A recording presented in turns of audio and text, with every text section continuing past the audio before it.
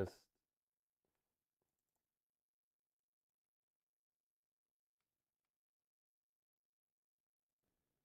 Test. Test. We're good? Okay. I knew it right away. I was like troubleshooting it before the stream went live. That's why it took an extra second. And I was like, I don't think it's going to work, even though I think it's going to work. And it didn't work. Sorry, guys. Welcome to Rob's Gaming Table. I'm Rob.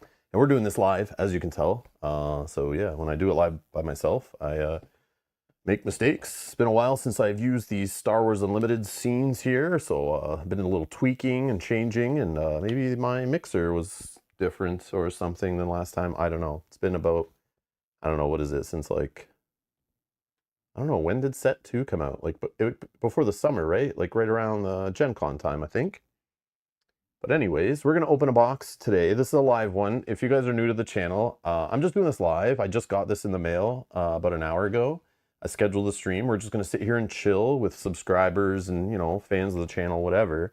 We're just going to hang out, and I'm not an expert on set 3 by any means. A little sad, actually, that after Gen Con, I played Star Wars Limited for a few more weeks or a month. And then I took a break because I had so many games and so many other rule books to dive into to make content on the channel, playing a lot of tabletop games and stuff. So something had to give. I was just so busy, so I stopped showing up and playing Star Wars Unlimited locally. Just wasn't really interested that much in some of the set 2 stuff that was going on meta-wise. I already had tons of cards. I drafted way too much at Gen Con. It literally burnt me out of Sealed. I played so much Sealed. I never want to touch Sealed again. I got so burnt out on the cards of the set, playing so much. I played so much in like a weekend. It was crazy. Even Constructed were playing that weekend. So much Star Wars Limited. Came back, played more of it locally, and then just got kind of burnt out. And it was so busy from other things, so I decided to put the lifestyle game on hold. And I was like, I'll come back for set 2, play at some pre-releases. And of course, a week and a half before pre-releases, I get sick. And I was sick through pre-release weekend, so I have not even touched a single card for set 3, unfortunately. Most of the times when I'm cracking open booster boxes, I've already played with a ton of the cards at a pre-release event. So it's very sad, very, very different this time. I've looked up some cards online this morning. And yesterday I was like browsing the card database on StarWarsUnlimited.com, trying to just look at some of the leaders, because I don't usually follow spoilers. I usually just look forward to pre-release weekend to get my hands on the cards for the first time, to have some fun experimenting with leaders and seeing people put combos together in fun little decks and stuff. And then that's how I kind of get my experience with the set. But it's sad. I'm literally like, I'm one of those weirdos that just literally orders cards to my house now, I guess, and doesn't even play the game. Yeah, I'm looking at you. Yeah, you. No, I'm just kidding. But yeah, this is weird. But I'm looking forward to getting back out to play some local Star Wars Unlimited soon. So I need some cards from set 3, of course, to do that. Another caveat, full disclosure, I have no tie or care about basically the, what is it? The like Clone Wars, and I don't know what else they put, the prequels and stuff they've put in this set. I don't care about that part of the Star Wars property at all.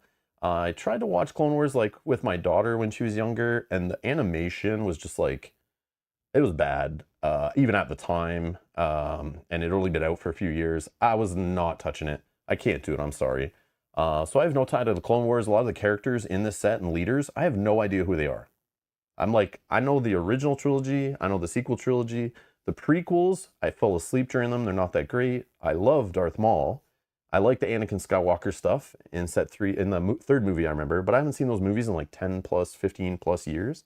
So I wasn't that excited for this set or the characters. I don't have the nostalgia tie. I know people are like fans of Clone Wars are like so pumped for this set, but that's how I was for set 1. Like having Luke Skywalker, Darth Vader, like, oh my God, that's my Star Wars. That's my stuff. And even I have a bond with the sequels, because I watched those with my daughter when she's going up. We went to the movies and saw all those. That was like her intro to Star Wars with Rey and all that stuff, you know. So I like that just because I have that nostalgic bond with my daughter and stuff. So that Star Wars, like, I love also. But I know, I'm sorry, guys. I know a bunch of you just clicked dislike button and left and stuff. I know, but that's where we're at. So I'm opening these cards. So if you're here to be like, oh man, like I wasn't going to do this because I have been out of the game for like a couple months and I don't know much about this set. So I'm just opening this as my own experience, just to hang out with people in the live chat and kind of experience the cards. So like, if you're not looking forward to seeing somebody like look at some common cards for the first time, this is not the video or the stream for you. Like if you already know the whole set and you're just here to see like what rares they open or legendaries, or maybe we get our third showcase open from a box or a pre-release kit, knock on wood. We'll see, but I'm probably not that lucky. So it'll be a long stream is what I'm saying. So if you're watching this, you obviously clicked on it, you saw the timestamp, you're like, why the hell does this guy take so long to open a box? That's why, because this is like my first experience with the new cards, and I'm gonna enjoy it. And the only reason I'm doing this because I forget, I'm so bad with names and stuff, but somebody asked in the Discord, our producer Discord, where our members are at, and just was hoping that I would unbox on stream. And I'd already ordered these like a month ago or so. Well, I have one box, and I have the starter set. I say these because I ordered a starter set too, right? But I was like, no, I'm just going to get them on Friday and open them myself off stream. I'm still getting off being sick, so... Oh, it's Han. Han, I'm so sorry, Han. I remember reading it and was like, oh yeah, and then Mel was like, you should probably do it. And I'm like, I don't know, I'm still kind of sick, and like, I don't know much about the set, and like, sure, okay, we'll stream it. So... I apologize to if you're a hardcore Star Wars fan, you clicked on this video by accident. It's like not really for that, but I'm hoping to get back into the game again after a couple month break. I mean, not much has changed, right? Like we're getting a new set added to it, but I had lots of experience with set 2 and set 1. So yeah, I should be able to like kind of see how these cards fit in, I hope, but I'm going to take it slow. We're just going to chat. We're going to have fun doing it live. Yeah, so that's basically it. Oh, Paranoid Custodian.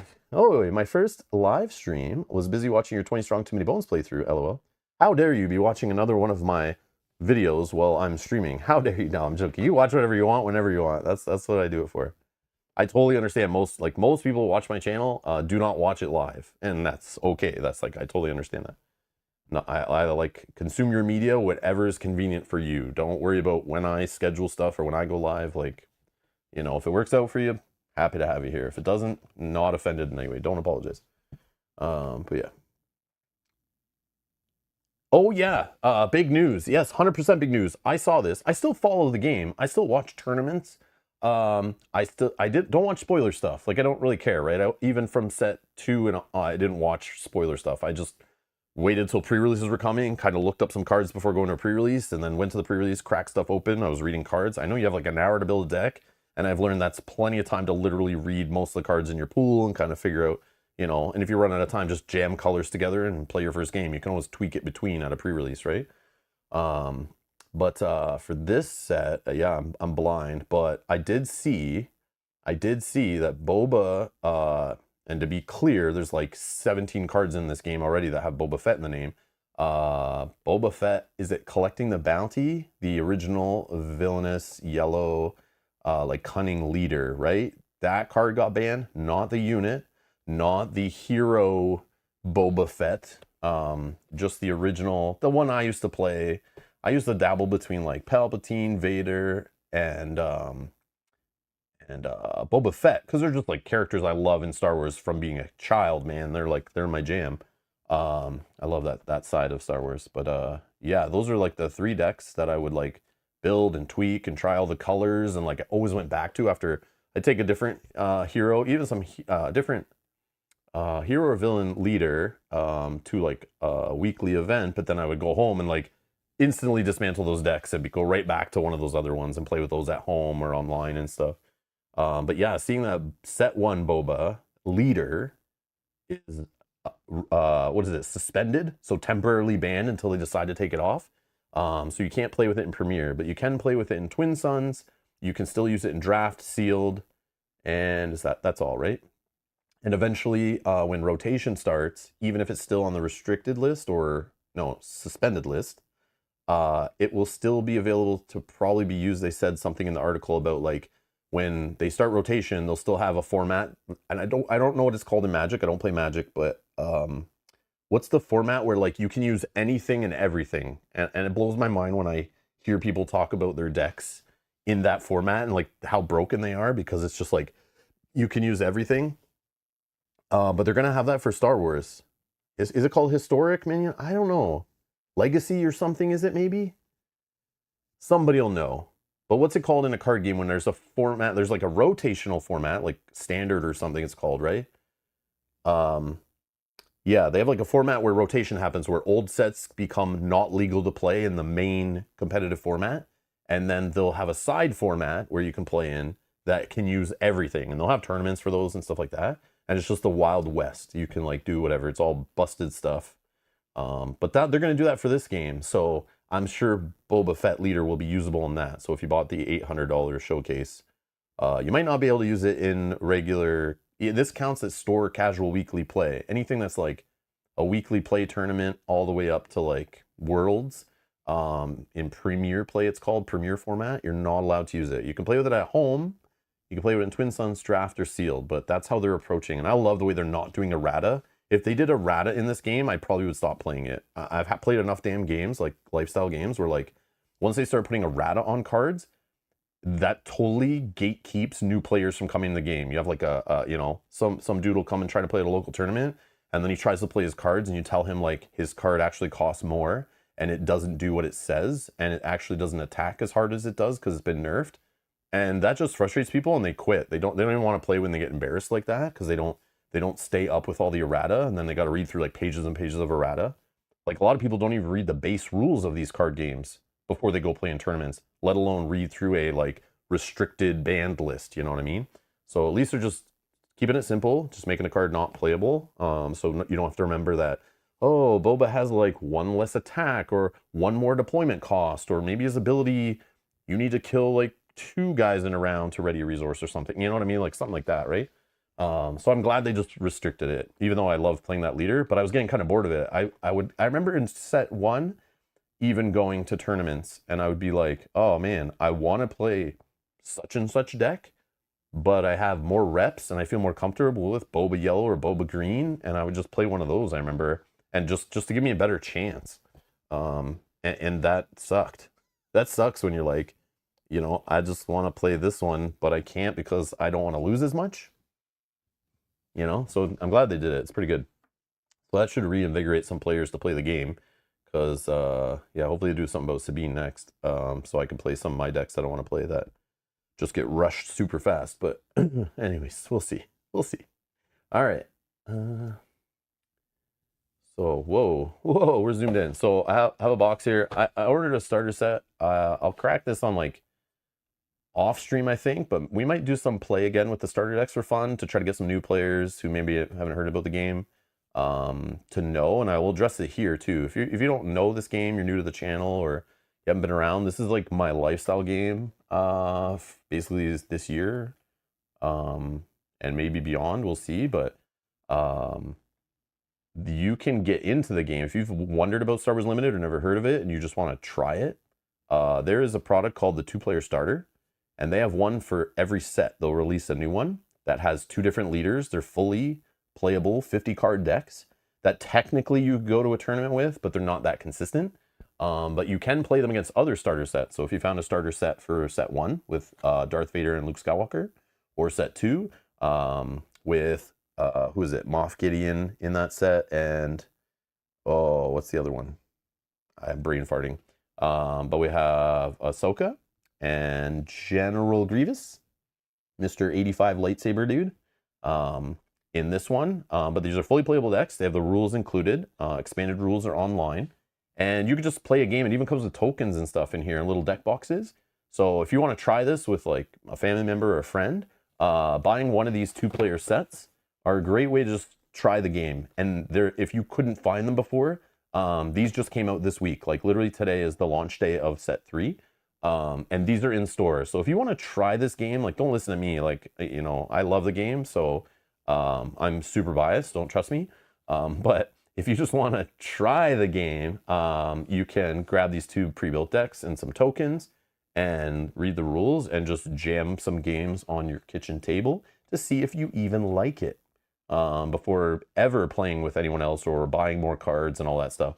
So, and some of these card games like this, I like to just only play at like super casual level and only play with starter decks. So you can build like, now that there's 6 different starter decks that have been released for the game, you could build a little box and make your own like little board game and then play starter decks versus starter decks until you get bored of it and want to start buying packs and upgrading decks and stuff. So this is out. I got this too. I'll play around with this. Maybe we'll do a video again where we play with some of the starter decks against each other.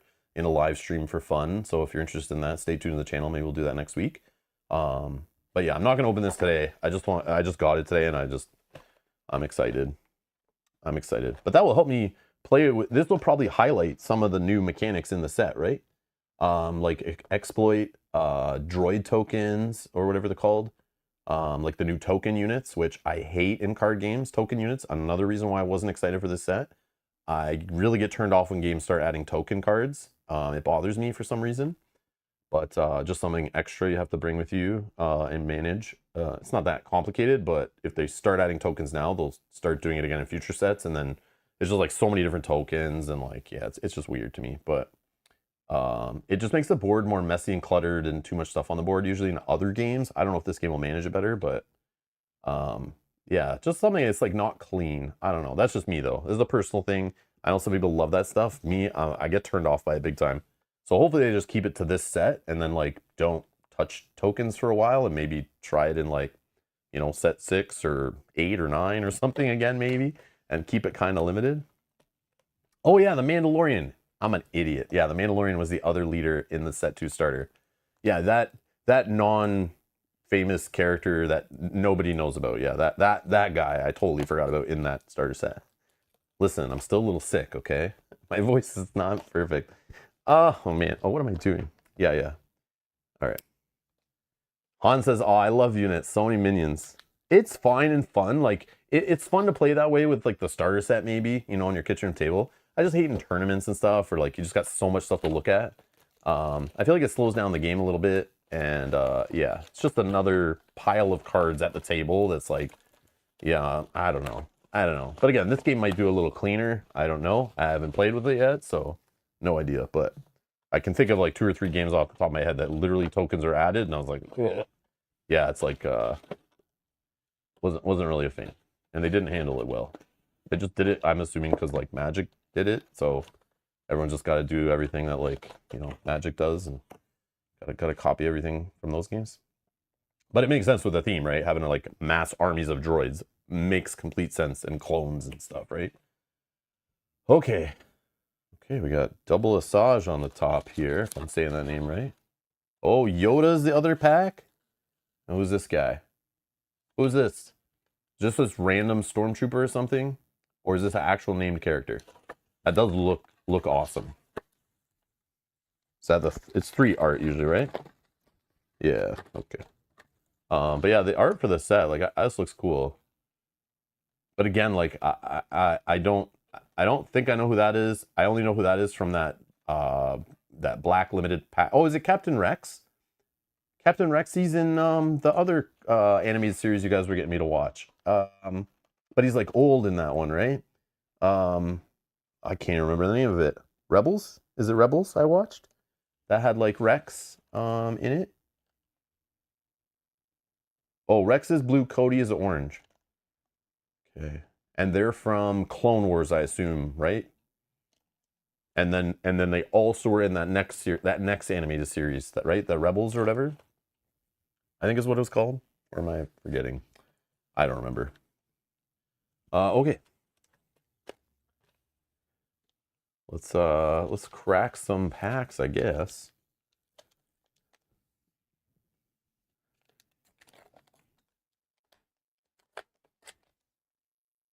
Oh, they show up later and other stuff, at least Rex does. Okay, yeah, I thought so. Yeah, I remember there's like that in like season 1 or 2 of like Rebels, there's the older guy and his buddy, and they were like helping them. And they were talking about being clones and stuff. Okay, so I've looked at some of the leaders online, but like it's hard to, I have this problem where like I need to play with cards in a game and see them played against me and stuff to like really tie like the art to the ability and really like shortcut it in my brain. So just reading cards blindly online, it's like, okay, cool, I get what it does. But until I like actually build a deck or play with it or see it played against me in a game, it's hard to remember like what they do and like how to build around them and stuff like that. I have a problem with that, I think.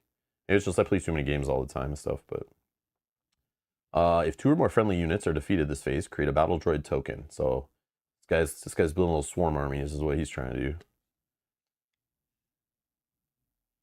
Okay. And again, I have no idea who Newt Gunray is at all, but he's vindictive supposedly. On attack. Oh, create a battle droid token on attack. So the droid token, so this is really cool what they did. So in this one, instead of experience tokens and shield tokens, right? You find the droid tokens on the back, right? Is that what they did? Oh yeah, we get to look at new location art too. Or base art, I should say. So on the back of this, yeah. So on the back of this, instead of shields and experience, you're gonna find the hero clone trooper, like you know, minion token units, right? They're token units. And they have no text box, which is, that's clean. I like the way this like shows full art, like a large art. They're just like two little units, so you'll be like, you know, flooding the board with weenies, basically, right? Easy to kill units. I think the villains are only 1/1s, right? So what the hell is that all about? But they can kill them to make cards cheaper with the exploit, right? Okay, let's rip through the comments here a little bit. We got Warrior Drone. 1/4. Okay. Strategic Acumen. Attach unit gains action. Play a unit from your hand, it costs 1 less. Ah, okay. Okay. Oh, a little, getting some extra health there. Devastating Gunship. Another grit unit, okay, yeah. When played, defeat an enemy unit with 2 or less remaining HP. So that's how you kill, like, little token units, right, or whatever. Okay. 00M series officer or Ulm series officer, separatist droid. I love these like cheap black-red units. We got another one now. Monada trooper though. Separatist droid, when defeated, deal 2 damage to a base. Oh man, this is for like IG-88 and for like Kylo like rush decks, right? This is for some villain rush. That's what that's for. Right. Oh, I've seen this art before. Coruscant Guard, Republic Clone Trooper. I love how, okay, so one thing I was going to say about set 3 that I was excited about was more trait synergy, like tribal stuff. So I'm looking for more villain force or like, I guess, neutral force stuff to put in more of my like, you know, Vader kind of like play more villain style decks with more of the force synergy. So I can use some of those cards from set 1 that like get better when you have a force unit in play and stuff. Or attaching like, you know, lightsabers on them and stuff like that. Like, I know it might not be meta and things, but like, I just love those cards. And it's like, you know, when you get a new card game, you just don't have enough of like certain traits, you know, and like you need more specters and things like that to like build certain decks or troopers to make certain cards fire off better. And it's cool that in this set, we're going to see like, I'm assuming more troopers, lots of force units and stuff. So I was excited for that to beef up some of that synergy from set 1 that you could, you know, you like it, you could be good, but like you're playing it and you're like, oh man, I just never see those troopers when I, you know, need to play this unit or whatever. And it's like, at least this time, it's like, it'll give you more options. A fair amount of Jedi are neutral. Okay. And they're force, right? They should be force. Unless they're being silly and not putting those traits on them. So coordinate's a new keyword, right? So as long as you control 3 or more units, and it does include this one, so it's like after you play it, you kind of check the keyword, it will gain ambush. So it's like a going wide strategy, right? Is what the token units kind of build to. When you have like extra units on the board, it like the idea is get a whole bunch, and then coordinate is like the opposite. So like the hero side, I think, is mainly where you find coordinate, right? Even though this is like in the middle, it's not a hero card. They are where you mostly find coordinate, I think. And then exploit is like the opposite, kind of using the tokens where you like destroy tokens to reduce the cost of cards. And that's mainly on villainy cards, I think. Is at least my understanding of what set 3 is trying to do. But again, I'm a noob, so don't listen to me. I might be completely wrong. Grenade Strike, deal 2 damage to a unit. You may deal 1 damage to another unit in the same arena. Okay, this is like removal answers for the go wide strategy, right? That's basically what this stuff's there to do. But I like the way it's like basically a grenade with like splash damage is like what it's doing. That's kind of thematically neat. Oh, hello. That unit looks sick. What the heck? A Hailfire tank. 876 Separatist droid vehicle tank. Separatist, okay. Exploit 2. While playing this card, defeat up to 2 units you control. This card costs 2 less for each unit defeated this way. So yeah, you'd make weenie little units, kill them off, or a unit that's almost dead, you know, or a unit with a when defeated ability. You destroy those to reduce the cost of this to get something like this into play earlier. I think it's really cool, and I like the risk versus reward of, like, we all know there's good removal cards, right? Bouncing cards back to hand, you know, like Waylay and stuff, right? So when you do that kind of strategy of like destroying your own units to play something big, and then they can just like play one card to like really like smash that plan back in your face. I love that like risk and reward and like the danger of doing that. It's fun, very fun. But yeah, I want to play this, but I don't know. Try droid suppressor. Man, so many droid units. This is so cool. So cool. Exploit 2. Okay. Oh, it's not villainy. Yeah. See, they put some of it in the middle, right? So you can play it on either side. That's neat. I like when they do that, like, you know, one faction's like good at something and then other factions can play like a little bit of it, you know, to get like have some of it, but they're never as good at it. I like the way they divide it up like with the color pie and design like that. To give each faction like their own feel. When played, exhaust an enemy ground unit. These big boys, man. Wow. Look at this. Holy tanks, Batman. Okay. It's like war. This is all war. It's crazy. Republic vehicle tank. Sentinel. 5/5 hero. That's cool. That's cool. That's a cool looking card. Man, what is all these big like ships and vehicles and stuff? Holy, that's the whole pack's loaded. I don't know if the whole set's like that, but that's cool. Separatist vehicle, capital ship, Providence destroyer. Exploit 2 on attack. Give an enemy space unit -2/-2 for the phase. Okay, yeah, it's definitely a blue-black kind of ability for sure. Man, this is cool looking. All right. Self-destruct. Tactic. What do we got? Defeat a friendly unit. If you do, deal 4 damage to a unit. Okay. Okay. See, I like when they build stuff off the tokens, okay? So now I'm hating on playing with token units, but then it's like I read stuff like this and I'm like, all right, I want to build a token deck and play with cards like this, right? If they make it fun, then it's like I can look the other way. But generally games don't do tokens very well, in my opinion. But Prisoner of War. The capture card. Friendly unit captures an enemy non-leader, non-vehicle unit. If the enemy unit costs less than the friendly unit, create 2 battle droid tokens. So, hold on.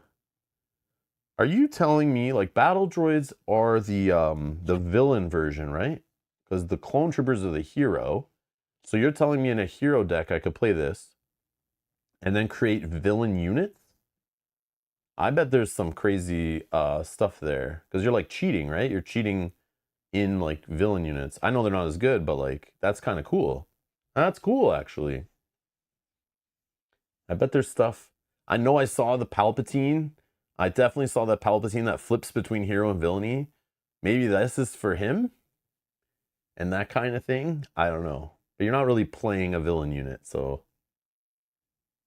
And it's not creating a hero one that you can kill. So yeah, never mind. I don't think I know what I'm talking about.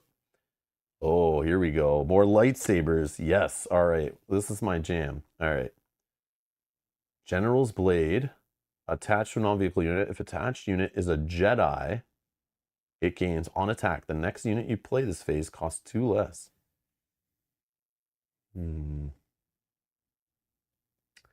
Yeah, I just realized. Let's do this. Sorry, 1 second.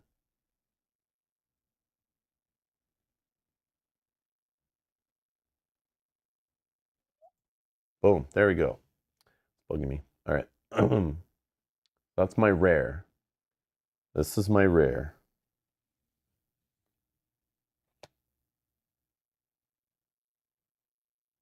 Wait. What just happened?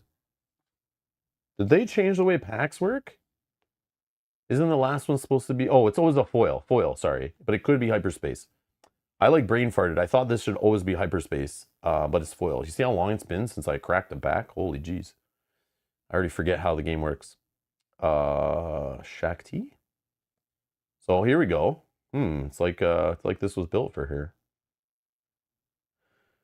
Each friendly token gets +1/+0 on attack. Create a clone trooper token. Oh man, that's cool. Okay, okay. So yeah, I don't know. We'll just do some kind of little piles here. I don't know. We'll figure it out. All right. Sorry, that pack was the slowest. I know I'm so slow. I know. I'm sorry, guys.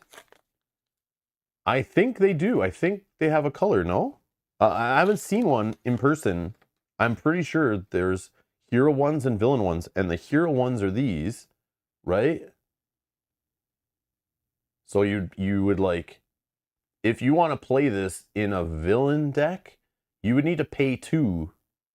But obviously you don't play these from hand, you only like create them, right? So there is no like, the cost penalty wouldn't really matter, I don't think, if I'm understanding them correctly. Okay, what do we got here? Oh yeah, what was our other leader? Was it rare or common? It was common. Let's see if we find all the rare leaders in one box. I doubt it. I never do. I never do. We've got a hyperspace Quinlan Voss. Sticking the landing. When you play a unit, you may exhaust this leader. If you do, deal 1 damage to an enemy unit that costs the same as the played unit. Force Jedi Republic. Okay. I love the ping damage in this game, man. Love the ping damage. When you play a unit, you may deal 1 damage to an enemy unit that costs the same or less than the played unit. 3/7 comes out on 5. Oh, that seems okay. But what do I know? Okay. Land or Lair of Grievous. Okay. Classic. Nope. Unfortunately, we still only have clone troopers. Womp womp. Grievous Reassembly. Heal 3 damage from a unit. Create a battle droid token. I don't have any battle droid tokens yet. I can't create them if I don't own any. Jeez. I need to open some. Okay. Obedient Vanguard. Separatist droid trooper. Raid 1. When defeated, you may give a trooper unit. Yeah, see, I love this kind of synergy. Trooper stuff. Trooper stuff coming together in green, right? Yeah, then you can run like little trooper synergies. More troopers. Look at this. Clone Heavy Gunner. That looks awesome. Republic Clone Trooper Coordinate. Okay, so you need 3 or more on the board units, including this one, and then the unit will get +2/+0. So it becomes a 3/3 for 2. As long as you have lots of units on the board, right? So you want to make some token units. Aggrieved Parliamentarian? The hell is this guy? Look at my face. Ah! Like, take my money. Don't rob me. Don't kill me. Take my wallet. When played, choose an opponent. They shuffle their discard pile and put it on the bottom of their deck. Wait, what? Wait, what? This is there to stop recursion. Anytime a game adds this kind of effect, it's to stop recursion, broken combo shenanigans. You know, so you may have to run this card if that gets popular, of people playing like Palpatine's Return. You know, this is the card that comes out and says, I know you just put that giant big force body in your discard pile, but unfortunately, you're gonna have to shuffle that and put it on the bottom of your deck. Nice try, pal. There's no restriction on what symbol cards you can control. Yeah, correct. Oh, is somebody asking?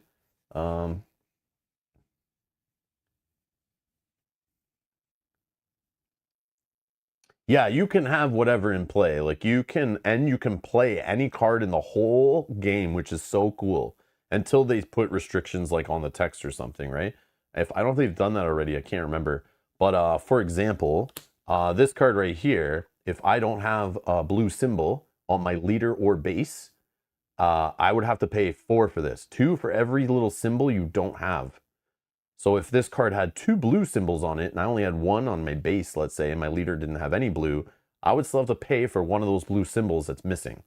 You know, so you just got to pay the difference. But you can play anything, and that's kind of a cool way to balance the game, but also like be less restrictive and more like unlimited deck building, basically. Like if you want to pay for the effect to put it in the deck, you can, and make some busted stuff, but they're not busted because you had to pay extra for it. So it's like a perfect way to like keep the control there.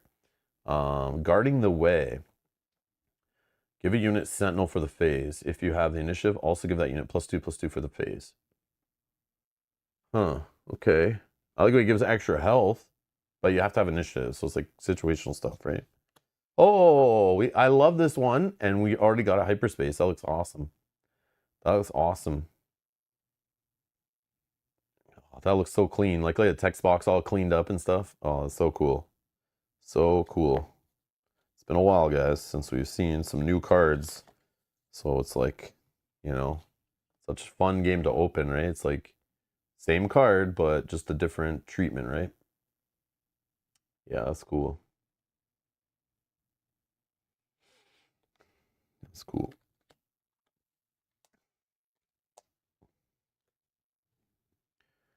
Okay. Hotshot V-Wing. Okay. Okay. In Pursuit. Exhaust a friendly unit. If you do, exhaust an enemy unit. Again, works good if you have like little weenies, lots of droids, and little droid tokens, whatever, and then you just can exhaust someone's bigger unit. Phase 2 Clone Trooper. That's Ambush. R2-D2. That's another card. Full of Solutions. Republic Droid. 2/4. Okay. When played, you may discard a card from your hand. If you do, search the top 3 cards of your deck for a card and draw it. Oh, that's not too shabby. Wow. Yeah, I like the way they make R2-D2 like, I love his stats. Like he's just like an annoying little bugger when he's across the table from you, which is exactly what he should be, right? Oh man, release the Kraken. Who's this guy? Like a transformer. When played, create 2 battle droid tokens. On attack, give each friendly token unit +1/+1 for the phase. Oh. Okay. Am I wrong, but is like green where most of the battle droids stuff is? Is that what I'm picking up here? Which would be good for my Palpatine green. Yes, yes. Yes. ATTE Vanguard. Man, they got lots of chonky ground units in this set. 869. Jeez. Restore 3. Oh, what? When defeated, create 2 clone trooper tokens. Man, I hope the game opens up so you can play some of those bigger units and like that becomes kind of the meta, you know? Like I love when that stuff exists in games. Just slamming big units on the board and smashing each other. Keeps the game moving quickly, usually. I know it takes a while to get them out, but if they put stuff in to cheat them out, like an exploit, yeah, speeds up the game. Petition the Senate. We got a tactic. If you control 3 or more official units, draw 3 cards. I don't know, man. That's my rare. This is a rare. I don't know how many officials there are now in the pool, and there could be more in set 4 and 5, like, you know. But trying to keep like 3 units on the board that aren't tokens, and you want them to also say official. Okay, maybe. Maybe. At least they keep the rare like where situational cards are. But it's like, I don't know, man. That's my rare. That's my rare. Okay. And we got a multi-troop transport. Is this whole set just giant expensive like vehicles? Like that's they open so many. so many more token stuff though. I know what they're doing. They're like, okay, let's get all this token stuff going. So like you'll play all these tokens on the board and it'll distract your opponent when you play these big units, and maybe they'll ignore that big unit and it will stay on the board longer, right? So let's put a bunch of big units in the set where we put all the little weenie tokens energy, right? It's like both ends of the spectrum. 21 officials just in set 3. Are they all accessible to hero though? Like, or are there villain ones too? Like, how many could I play in there? Because that is a hero card, right? So how many technically could I play without paying? Oh yeah, shouldn't put a green card on the green screen. How many are accessible for like no extra cost to like a hero deck? There's your challenge. On my Chat GPT, I need this answer. Tell me it now. But that's like, so 21 officials. I know there's officials from set 1. I remember those. Yeah, I know we could probably do it too. I should probably do that, right? Have the card database kind of ready. We can look up stuff. You can play the villain officials if you're on Sidious Leader. Ah, true. True. That's true. Yeah, flipping back and forth, right? That's cool. That's a cool way to think. I like that. Oh, this guy. We've seen this guy. Get out of here. We don't want... I'm getting these duplicates already. Okay, we got our first hyperspace space. Oh, we got our first battle droid. Okay. I know, you guys are like, this guy's excited for a freaking token. I just had, yeah, chat RGT. Rob's gaming too. So battle droid tokens. Okay, that's kind of cool. I know I saw these before, like online, but I haven't seen them in person. So I'm trying to envision like a whole table flooded with these things, and I'm killing them for exploit. Kind of excited to do that. Kind of excited. Okay, that's cool. All right, that's cool. Subjugating Starfighter. Ambush. When played. Yeah, I like seeing like green cards that are like neutral green or whatever, just green, that have keywords to work with Boba Fett, Hero Boba Fett, having the keywords on green cards. Yeah. I gotta build a deck with that guy not in sealed one of these days. And I'm seeing there's cards for that here. If you have the initiative, create a battle droid token. Daring Raid. Feel like I've seen this card before somewhere. All right, we got the reprints showing up here. Get out of here, Daring Raid. Why did they do that?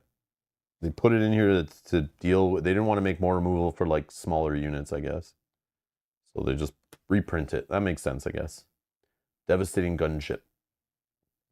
When played, defeat an enemy unit with 2 or oh, we've seen this guy before, I think. Republic Tactical Officer. When played, you may attack with a Republic unit. It gets +2/+0 for this attack.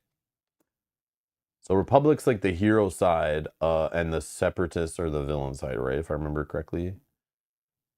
From like the prequels stuff. Senatorial Corvette.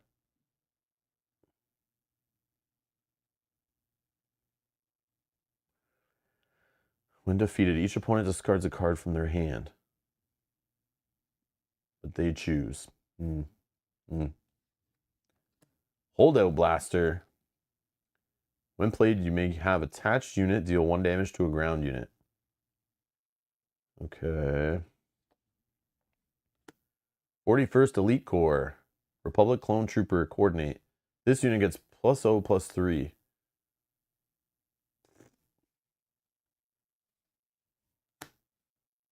Elite P-38 Starfighter. Separatist Vehicle Fighter. 3/3/2. When played, when defeated, you may deal 1 damage to a unit. Yeah, lots of ping damage in this set. Tons of it. Creative Thinking. Trick. Exhaust a non-unique unit. So it's not even friendly, and you get to create a clone. Okay. Create a clone trooper. Oh. Non-unique, though. Non-unique. I mean, still could be pretty badass. There was some expensive non-unique cards we saw already. All these, like, tanks and ships and stuff. Like, it doesn't say which arena, right? So it's like, yeah, that could actually be pretty spicy. Annoyingly, it's not optional exhaust. Ah, so if you only had a board and they didn't, like, yeah. But again, you like don't have to play it, right? But yeah, I see what you're saying. I see what you're saying. Oh, that looks cool. Kashyyyk Defender. Grit. When played, heal up to 2 damage from another unit and deal that much damage to this unit. Oh, that's cool. Man, they definitely, yeah, feeding the Wookiee tribal grit synergy stuff. They haven't stopped, and I like it. I like it. I like it. Disaffected Senator. Okay. Oh, yeah, that guy's uncommon. Here's another uncommon. Action for 2 costs, exhaust, deal 2 damage to a base. Man, like red rush decks are like getting some tools, eh? Getting some tools. Lux Bontery. I'm probably not saying that right. We got our unique guy here. Renegade Separatist. When an opponent plays a card, if that opponent paid less than the card's cost to play it, ready or exhaust a unit? Okay, okay. Captain Fun Police over here comes in and says, no, you have to pay full price for your cards or I'm going to punish you. Oh, Bo-Katan, nice. Got a rare. Bo-Katan Kryze has a villain card. Death Watch Lieutenant. Mandalorian Trooper. Oh, she's a cheap card. Ooh. While you control another Mandalorian unit, this unit gains Overwhelm and Saboteur. I feel like this one was built like with like from set 2, you know, like part of the set 2 like design pool, you know. While you control another trooper unit, this unit gets +1/+0. And the tokens are troopers too, right? Yeah, they are. Yeah, the tokens are troopers. Me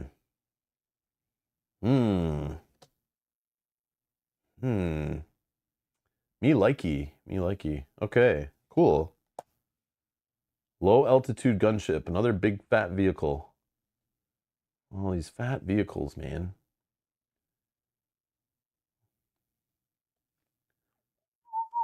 Okay. Missing a foil. There it is. Okay. Oh, Lux counters sneak attack, funnily. Yeah, true. No sneaking around here, my friend. No. Oh, Yoda. Nice. Okay, we got a rare leader. Yoda, Sensing Darkness. Action. If a unit left play this phase. Okay, units are going to be leaving play even more than before, right? Draw a card, then put a card from your hand on the top or bottom of your deck. I like the way they keep like these synergies with the character. Like they kind of like the same like mechanics and the same colors, like with the same characters. I love that. It's like a twist on the same kind of like what the original Yoda unit like ability kind of idea, right? Oh, that's cool. 7. Ooh, 4/9. This guy's stat line's giving me Chewie vibes, but I could be wrong. I don't really play Chewie that much, but I feel like he's like around that cost and has like big health too, right? Restore 2. When deployed, you may discard a card from your deck. If you do, defeat an enemy non-leader unit that costs the same as or less than the discarded card. So you want to be playing like a higher cost curve is what they hope?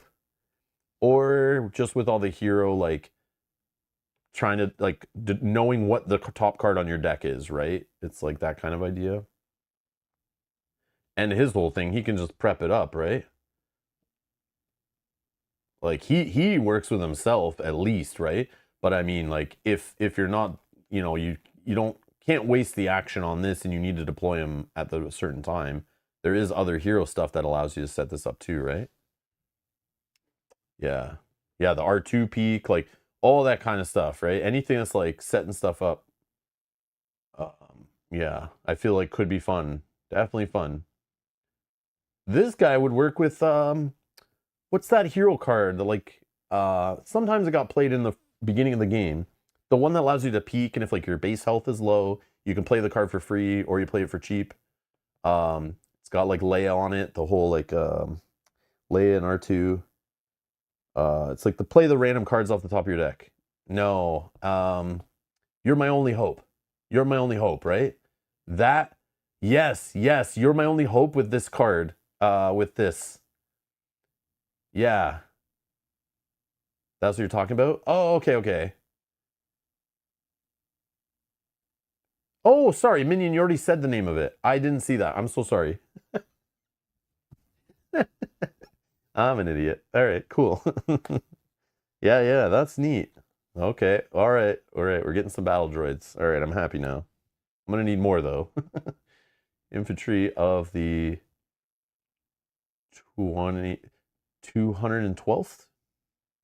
2021 tooth? I'm just kidding. Coordinate, Sentinel.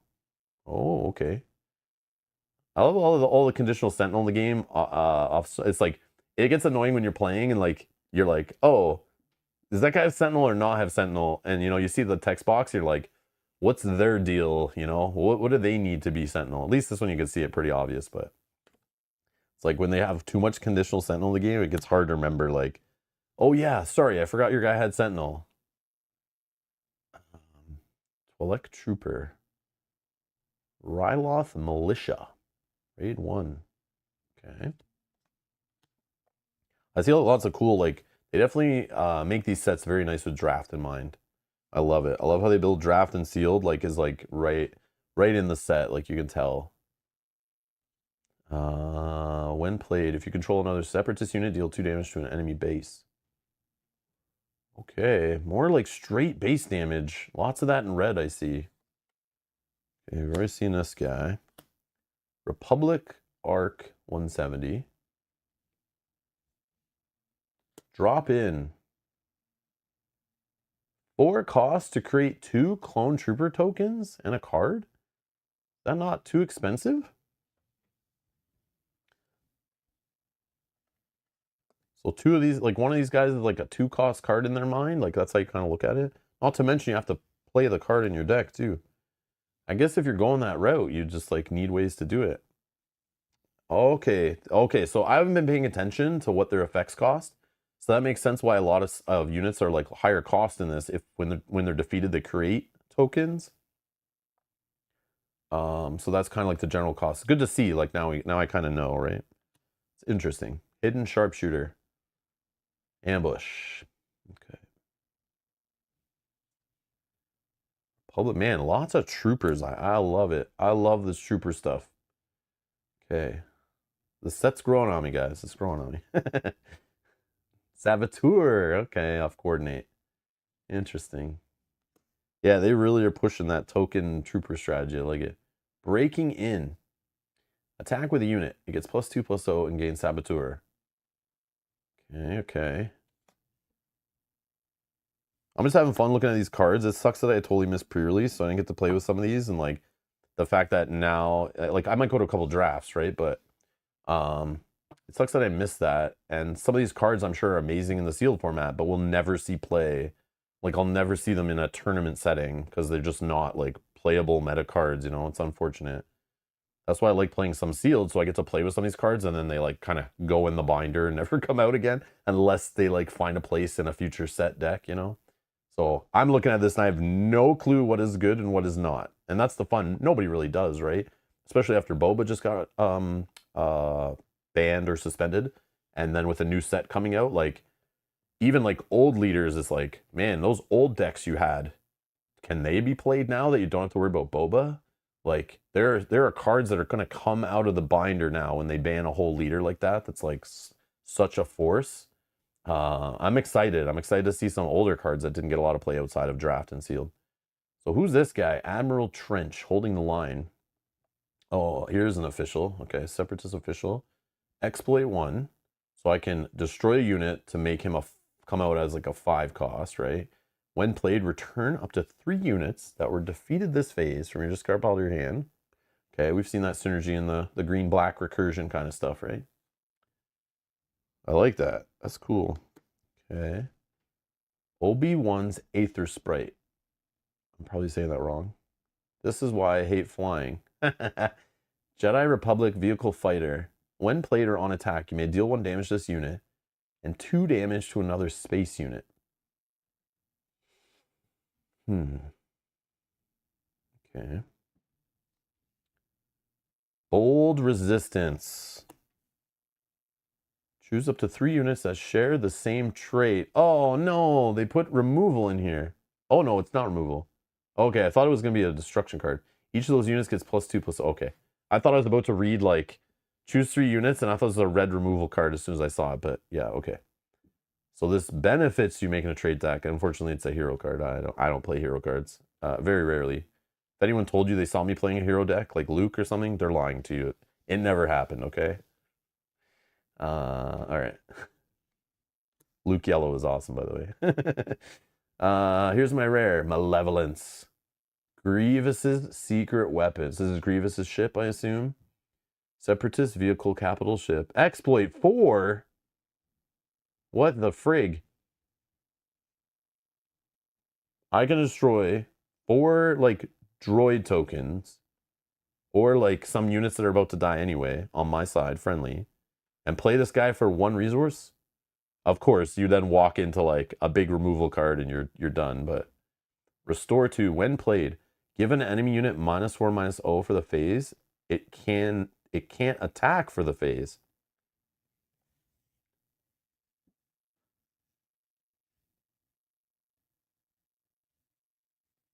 So it again, I've not looked at it, but is this guy not in the?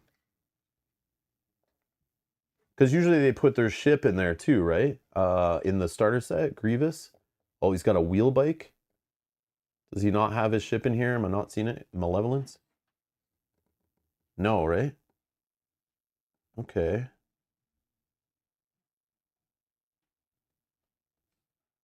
Yeah, okay. Yeah, I would assume that this card, if it is Grievous's ship, again, I don't know, but I would assume it would be in that deck, right? Because usually they kind of go thematic and put everything related to him in there. There is an event which gives any unit grit for an attack. Oh, wow. Oh, Invisible Hand is probably the big ship in the starter set. Oh, is that what it's called? Invisible Hand. Yeah, it is. It is. You're right. You're right. The Invisible Hand right there. One of them. Okay. I'm excited to open that later and look at that too. I love how they put together those starter decks and kind of like make them like thematically fun, use cards from other sets and stuff. Okay. Creative Thinking. Okay, we've already seen this, but it's a foil version. All right. The card I'm looking for in this set would probably be Maul, right? If based on like the colors and I play and like looking for force units, right? I need Maul. But Maul's a legendary. I do have 1 copy of Maul. Technically 2. had them for a few months actually. But I don't think I should play with them in my deck. All right. Jango Fett. Okay. Okay, so even though Boba's banned, I can still play Boba's ship because in the same I could still play a Boba deck and just swap this guy in, right? When a friendly unit deals damage to an enemy unit, you may exhaust this leader. If you do exhaust, yeah, except for the only problem, he's not generating me resources, so it might not be the same exact deck, okay? You might need to change your cost curve a little bit. But yeah, he swaps right in there, right? He's got Bounty Hunter, Underworld synergies.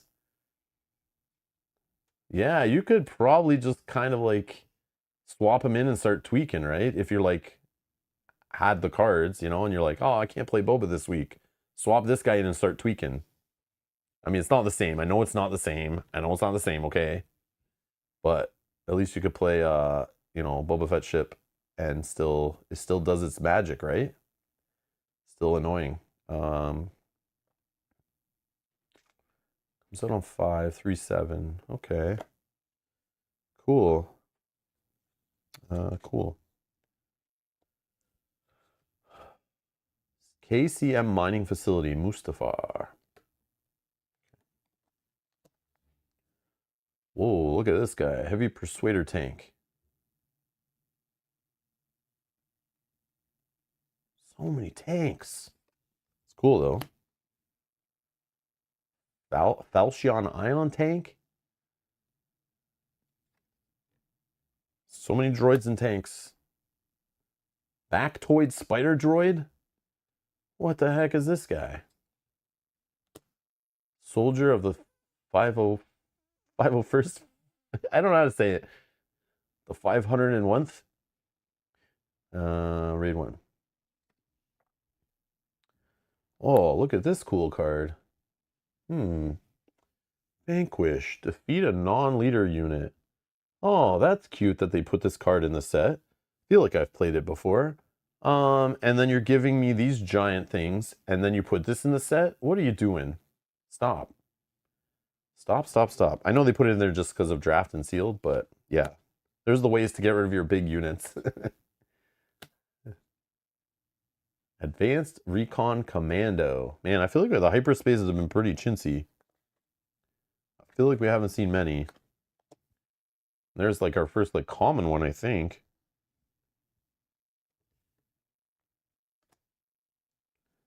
Oh, here you go. Okay, so the villain ones, because they're not as good, because they're only 1/1s, cost 2 to put 2 of them in play. Droid deployment. Okay. Okay, I see what you're doing here, FFG. I see what you're doing. Okay, we've seen that one, I'm pretty sure. On the doorstep. Create 3 battle droid tokens and ready them for 4. Okay. I like this card. It's like, this is like the cheap version, and it's like, all right, you know, you have the extra money. You want the better version of the card. There you go. Of course, you need to be playing yellow to make it a reasonable cost. That's cool. All right, we're in our uncommon wartime profiteering. Look at cards from the top of your deck equal to the number of units that were defeated this phase. Now, you need to keep track of all this, what was defeated in the phase, right? That's going to be a little weird. That's going to be a little weird, like tracking, like how many like token units were defeated, how many other units in my discard pile were defeated, how many my opponent's side were defeated. Like, are you going to have to bring extra dice and like track that every phase? And like, how do you like, what if your opponent calls BS, you know? Like, how does this work in a tournament setting, you know? Like, how do you prove? Like, I don't know, this is a weird one. Draw one and put the others on the bottom of your deck in a random order. Yeah. I mean, hopefully it doesn't come to that kind of stuff, but like, feels a little weird, like another thing you have to track in the game. It's cool, it's fun, like it's totally fun. But yeah, cards like that are always a little sketchy to me. Just, they complicate the game, like, you know, just slow the game down. And like, again, I come from playing this game in a tournament setting, and the whole playing like 3 games in like 50 minutes or whatever is already annoying as hell sometimes. And then you add things like that in, that where it's like you got to keep counting and tracking things. But yeah, I'm sure good players it's not going to be a problem. So at the high level, it's fine. But O.C. Sobek, Warden of the Citadel, Separatist Exploit. When played, this unit captures an enemy non-leader ground unit with cost equal to or less than the number of resources paid to play this unit. This unit captures an enemy non-leader ground unit with cost equal to or less than the number of resources paid to play this unit. Now, I'm assuming they're saying the resources paid are what you paid that wasn't exploited, because exploiting reduces the cost, right? So those don't count as paying any kind of resources, I assume. So they're saying if you full out exploit 3 with this guy, you're doing nothing, I assume. So if you're like exploiting 1, you'll have 4 resources that you paid for the card, right? Yeah, okay. I thought so. That's a little confusing, but then I see what they're doing. It's like a cute little thing, like it's a balance for like, all right, you want to exploit it into play, it's going to be okay. Like you'll get to play for cheaper, but yeah, if you don't exploit it, then it comes in and captures, which is kind of cool. Some soft control. Okay, that's neat. Vulture Interceptor Wing.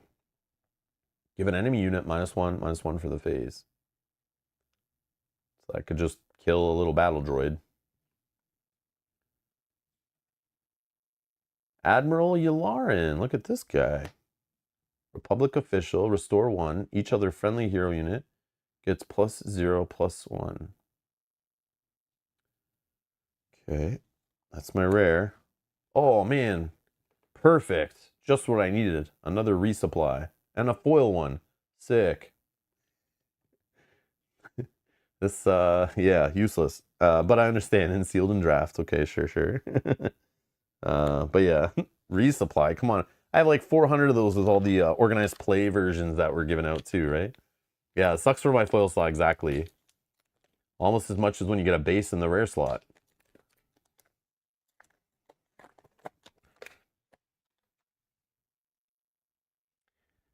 Whoa, Django Fett. I've never seen this guy before. Oh, that's cool. What's he do? Oh, man, you could put this guy in a deck with instead of Boba. I'm just kidding. We've done this already. Okay. Layer of Grievous we've seen already. Yeah, I don't need to keep looking at those. Okay, seeing the Coruscant Guard. Yeah, we're seeing a lot of repeat commons, but I don't think I've seen this one. Outspoken Representative. If you control another Republic unit, this unit gains Sentinel. Okay, when defeated, create a clone trooper unit. Man, I'm excited to see some decks people come up with the token units. But hopefully some of these cards are just good on their own, right? Like just splash them in and like you don't have to do the whole deck focus on token units, but like just have a little here and there is like totally fine. Yeah, that looks cool. Old access codes. When played, if an opponent controls more units than you, draw a card. Okay. Okay. All right. Trade Federation Shuttle. When played, if you control a damaged unit. Yeah, of course it's going to have damaged units. There's so much ping in this set that's like 1 damage to this unit, 1 damage to that unit. Yeah. I could see this being a thing. You can create a battle droid. Okay, never seen this tank. Man, that art looks familiar. Freelance Assassin. Underworld. When played, you may pay 2 resources. If you do, deal 2 damage to a unit. Okay. Dwarf Spider Droid. Grit. Okay. Nameless Valor. Attached to a token unit. Whoa. Attached unit gains Overwhelm.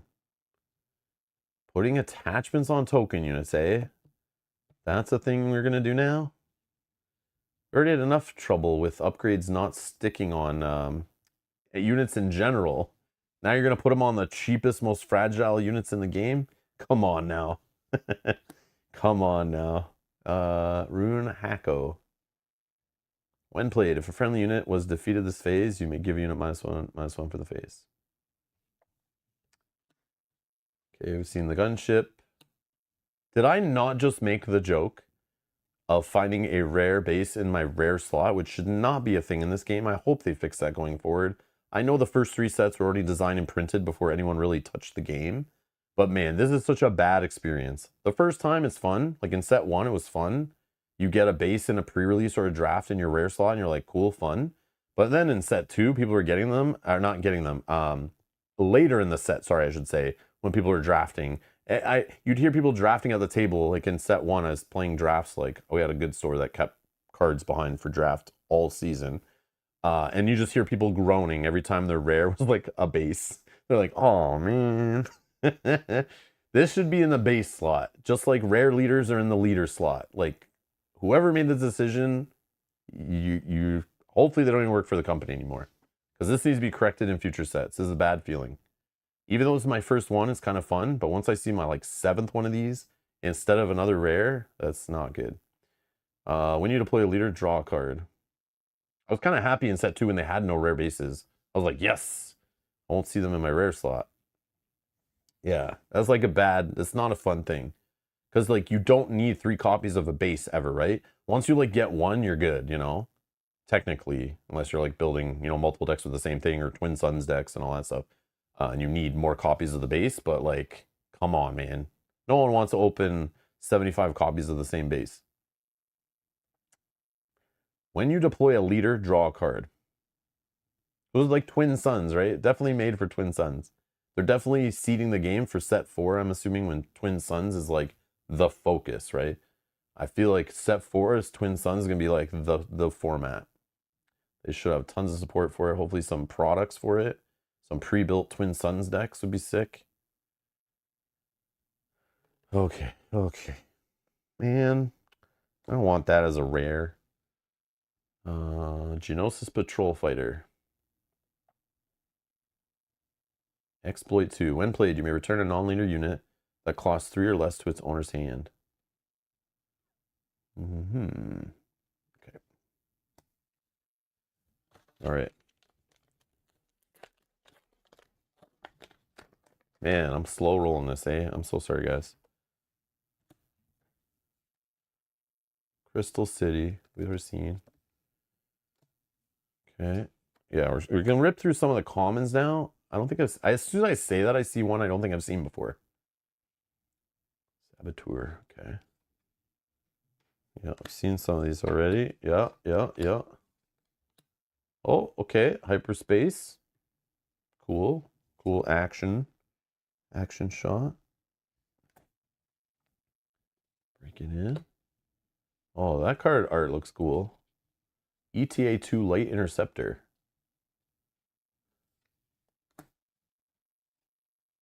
Soulless one. Customized for Grievous. Okay, how many vehicles does this Grievous guy need, alright? It's a little selfish, I think.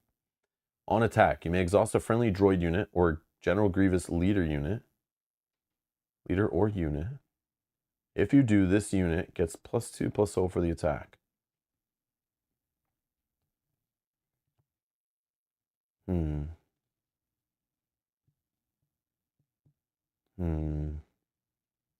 I don't know, man. I don't know if I like that, but I can see where, like,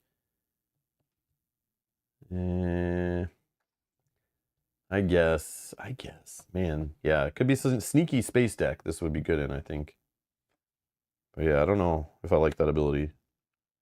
Trying to think of, like, how many situations it'd be in, but again, the token units change the whole thing, man. Synchronized Strike. What is going on here? Deal damage to an enemy unit equal to the number of units you control in this arena. Man, the Weenie Flood synergy is the support is here. Unshakable Will.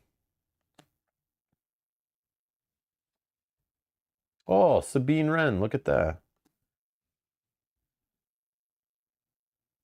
Is this an annoying Sabine like all the other Sabines in the game? To me, at least. Is she going to be played and be annoying to me? Let's find out. 4, 4, 4. Okay, you can count on me. Fringe, Mandalorian, and Spectre. Oh, Spectre. Okay, Hera. You can play her in Hera, right? Finally. Hera gets some support a little bit. While this unit's exhausted, she can't be attacked unless she gains Sentinel. On attack, you may discard a card from your deck.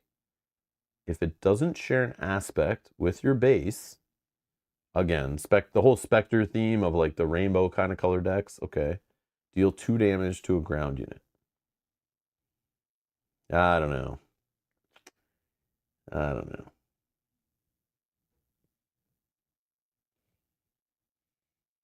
Cool looking card, though. Cool looking card. We'll see. Oh, here we go. Hyperspace foil. Let's get it. All right. This is the art they used on one of the playmats that looked pretty sick, actually.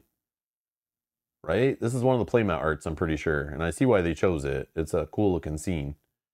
Yeah, that's neat. I'm sorry, on camera, you guys are not getting the same vibe I'm getting in person, but any like lights, lasers and lightsabers and stuff, always look cool with foil. Yeah, that's cool. Oh yeah, for only 1 cost. 1/1. Yeah. And again, it's a droid and trooper. So like that whole going wide weenie strategy and troopers and droids and exploiting and all that stuff. Yeah. Hello. Okay, Quinlan Voss. I have too many of you. Stop. Hyperspace Base, Pike Palace, Obadiah. So on the back, we got a hyperspace. Yeah, this is what I want to collect. I'm trying to collect a whole bunch of hyperspace battle droids. That's what I'm going to build my deck with only. Because I'm bougie like that. Advanced Recon Commando. Yeah, I love this. This card looks awesome. 2 health. 2 health. Such an offensive card, right? But I mean, at 3 costs, 5 attack. Yeah, this is like screams rush deck all over it. Holy. IG88 or Kylo, right? Villain Rush. I don't know, is there a leader in this one that's a Villain Rush leader? That might use a red. I don't know. I don't know. You guys know? Merciless Contest. Each player chooses a non-leader unit they control. Defeat those units. Oh no. That's cool actually.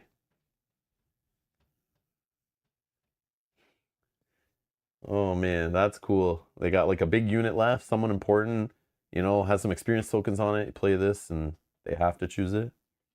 That's cool. 50 Liberator. I don't know if I'm saying that right, but Squadron of Vultures. Whoa, who's this guy? Super Battle Droid. All right. Whoa. Heavy? I was gonna say that gun looks heavy, but he says it's heavy. Staunch Martyr. Bad jokes, I know. Coordinate Raid 2. When defeated, deal 1 damage to each enemy ground unit. B1 is great in a Doku red deck. Can get it out turn 1 with an experience. Doku gives like exploit to things, right? Is that how he works? I haven't seen him in person. I read him the other day and I totally forget. And he's like green black, right? Okay. Yeah, okay. Man, I can't wait till I start messing with cards. I might have to buy another box because I didn't go to pre-releases and get a whole bunch of cards. I probably want to buy a second box, I think. I'm actually liking what I'm seeing, supporting some of the deck archetypes and colors that I love playing. And yeah, it's actually, the set has got me more excited as I actually see the cards in it to support, like, what the frig. I did not know this was a card at all. Oh, no. All right, I'm quitting the game officially. I don't want no Jar Jar Binks in my game. Get out of here. He's probably the single reason I didn't like the prequels as much. This guy alone almost ruined them for me. Jar Jar Binks, Foolish Gungan. 2/3. On attack, deal 2 damage to a random unit or base.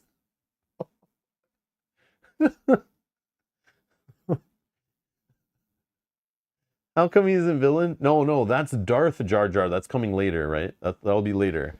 That'll be later. Oh my god. Yeah, because they'll have that Darth Jar Jar that's in that Lego video game is now, hopefully they can pull from those IPs too in the Star Wars Limited, so that they can pull from, like, you know, books, comics, movies, cartoons, everything. Hopefully they can pull from Lego video games and we can get Darth Jar Jar in there. Yeah. Oh no. That's so bad, like so bad. Random unit or base. Like, how do you even resolve that? You just, like, you're playing, right? And there's like 10 units on the board, 2 bases. Like, do you have to carry like a D20 and like assign numbers to everything? Like, how do you even resolve this in like the middle of a mid-game board state? Yeah, bring a D20, right? Yeah. And you're like, okay, this unit's 1, this unit's 2, this unit's 3. Like, Republic Defense Carrier. Hello. 11 cost. What the hell? 6/7. This unit costs 1 less to play for each unit controlled by the opponent who controls the most units. Oh, okay, they worded it for Twin Suns too. Okay. 1 less for each unit controlled by the opponent who controls the most units. Okay, that's fun. This is fun. I like this. This is fun. This is like, if token decks become popular, you play this in your deck. You know, let them flood a bunch of tokens out, drop the cost of this. I don't know. Maybe it's not that great.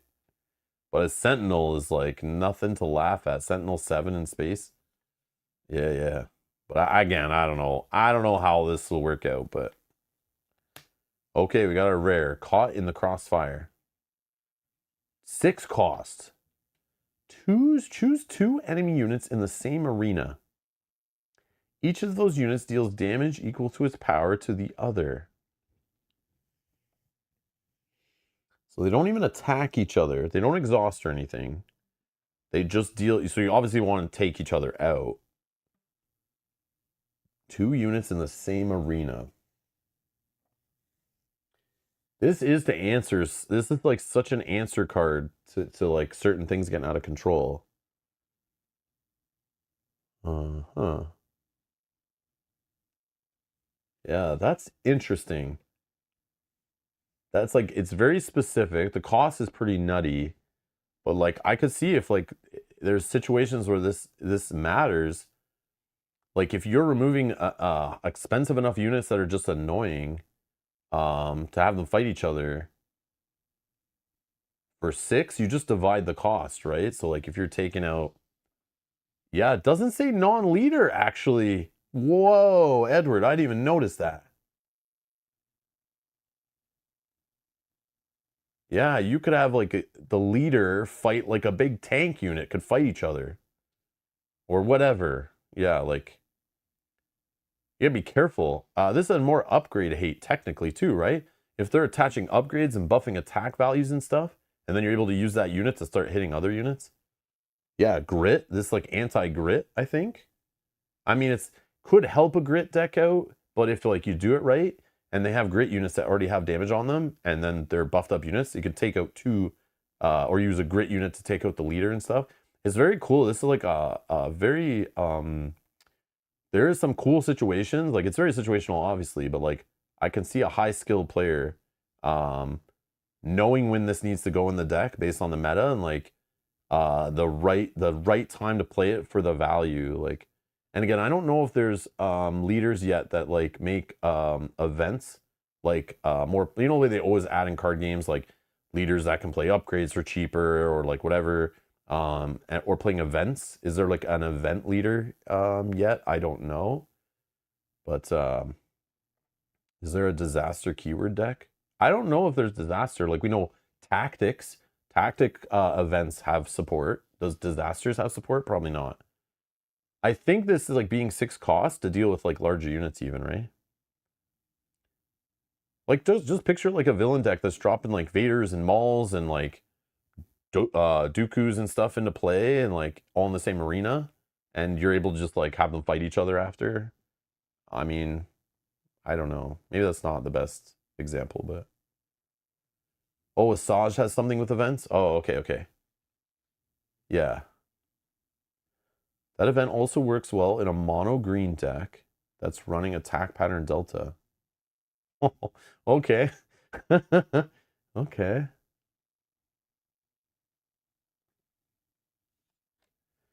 Rare. Okay, got a foil droid. Okay. Interesting. That's an interesting card. Interesting card. I like the way they put those kind of like, you know, it might not be obvious like if it should be played now, but it's like it's an answer card that's in the set that's like if this set or a future set or the meta gets out of control, there is removal for like everything. Padme Amidala. Coordinate action. For 1 cost exhaust, search the top 3 cards of your deck for a Republic card, reveal it, and draw it. Okay, card draw is not bad, right? Comes out 5/7. Naboo Republic official. Okay, so this is where you play your official deck with that 1 card that needs officials, 3 officials. Restore 1. Coordinate. On attack. Search the top 3 cards of your deck for a Republic card, reveal it, and draw it. Is she like the Leia of the set? Where like, you know, like the Rebel synergy leader, she's like the Republic synergy leader, I guess.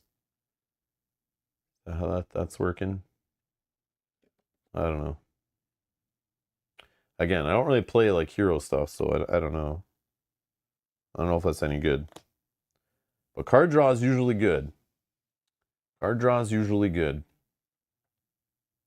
You just sometimes need the cards. Obviously, in that you need Republic, right? Or it doesn't work. And then if Republic cards stink, then it's like not great. Drop it. Okay. Droideka Security. I don't know if I've seen this one yet, but that I want this in hyperspace foil. That would be sick.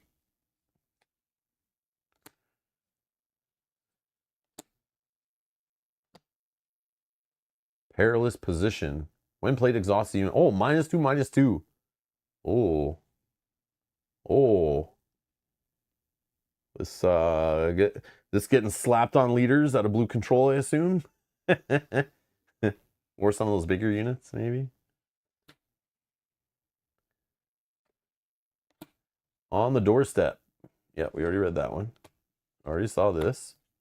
All right, infiltrating demolisher. I don't think I've seen this yet. Separatist droid, exploit 1, saboteur. Okay.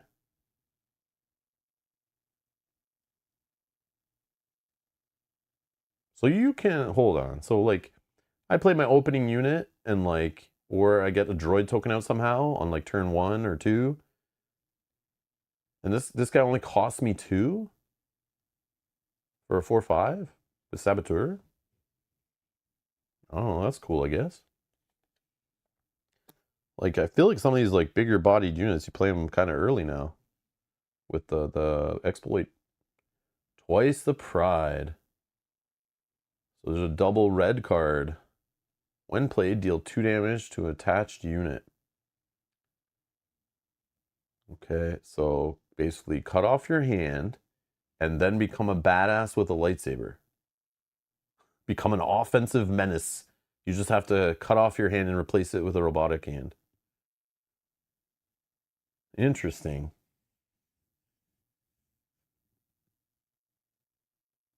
Now, I'm not the only one thinking like, I want to find some way to slap this on like a grit Wookiee and like go to town. Have some Wookiee hitting for like 11 or some crazy stuff after putting this out. Get a little damage on it and then put some more damage on it and then attack for +4 plus all the grit. I don't know. That's what I'm thinking. Get the hiccups or something. Plo Koon? Plo Koon? I don't know who this guy is, but he's Force Jedi Republic.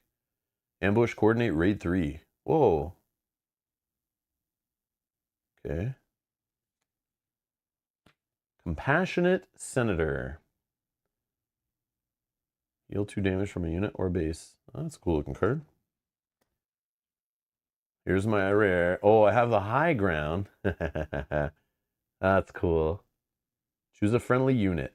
Each enemy unit gets -4, -0 while attacking that unit this phase. Choose a friendly unit. Each enemy unit gets. Oh, okay.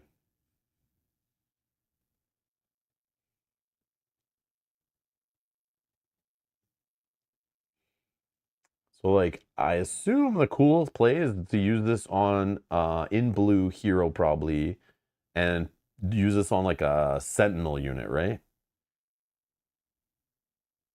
And then your opponent just like swears and hates you, and yeah, big sentinel out, or any sentinel really, like -4 attacking like even those little village guys. Even it's like, oh, that's annoying, right?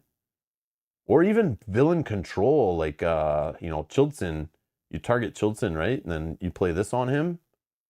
Yeah, it gets your sentinels doing work, yeah.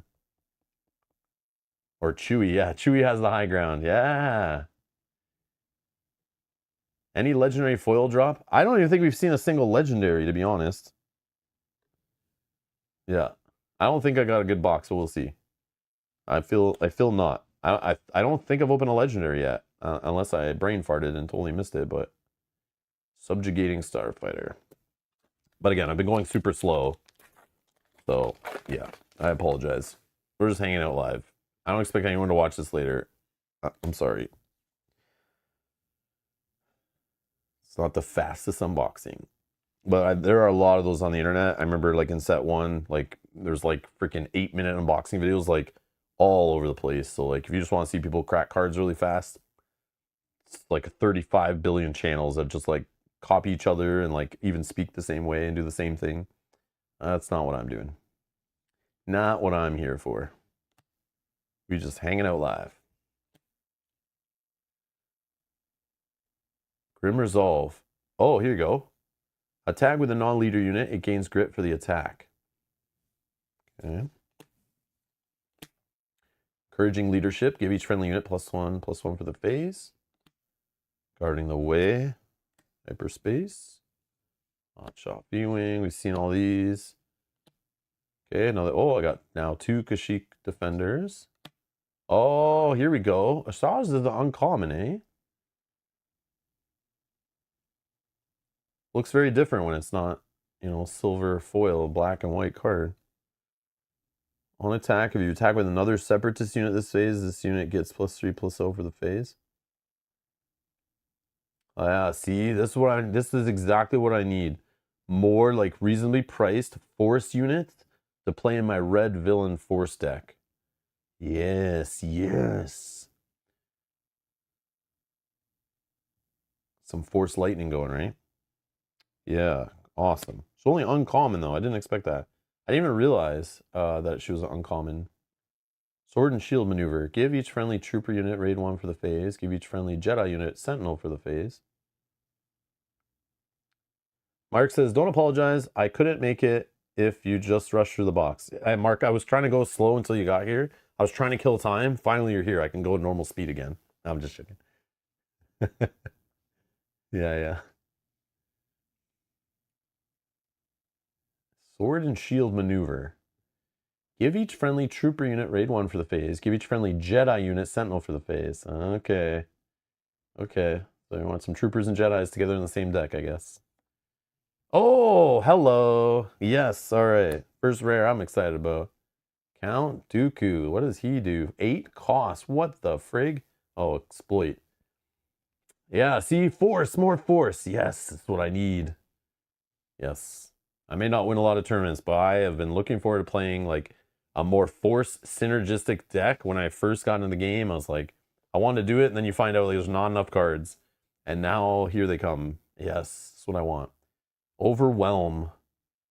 So you can play this guy technically for 4, and he's like a 6/6. When played, for each unit you exploited while playing this card, you may deal damage to an enemy unit equal to the power of the exploited unit. So this is where you want to, instead of just killing like battle droids, you want to actually kill like a unit that's almost dead anyway, like a regular, you know, expensive, hard-hitting unit. And you can use this guy to like one-shot like 2 different cards, basically, right? So like I picture this guy playing when you're doing like kind of like an ambushing strategy, right? Like you ambush in like Vader or something, you know, and he gets a bunch of damage on him, he's almost dead, you know, ambushing Maul or whatever. And then you know, or basically anything ambushing in any way you're doing it, like timely intervention, whatever, and it gets a bunch of damage on it and it's almost dead. You've already used it. Then play this guy, kill that unit, and then you're like one-shotting like a giant spaceship. Because you can go across arena, right? Yeah. Like imagine that. You like ambush a big unit in, kill something on their board, and then you're like exploit to play this guy in. I know it's expensive. I don't know how often you're doing that. It's like expensive, but because like you just played a big unit and then you need 4 costs for this guy, but maybe even if it happened on the previous turn or something. I don't know. Yeah. I don't know. That's a magical Christmas land, maybe. But yeah. Cynthia, hey, how's it going? Cynthia says, I know nothing about this game. I just enjoy hearing you talk about all the cards. Take your time. Thank you, Cynthia. I appreciate it. But yeah, it's fun. Oh man, this guy's cool. All right. All right. Definitely would go on the type of decks I play for sure. Duchess Champion. What is this? Oh no, my card's messed up, man. Defect. Defect. Just a what? 8 health Mandalorian Sentinel? What the frig? What the frig? Okay, hold on. Okay, hold on. Where is it? Where is it? Okay, so this goes with him. What was that? Yeah, this goes. Now, I don't know how you're playing double red and double blue together for a reasonable price, but is there a world? Is there a world where like you do this and then you play this, right? Like this all works together, right? It's totally playable, right? Give him grit, damage himself, get some extra attack. Then there was that other card, right? The annoying Where's the Sentinel one? Where was that? Oh, I don't even remember. What was that card? Oh, I forget now. The one that's annoying Sentinel. Do it on a Sentinel.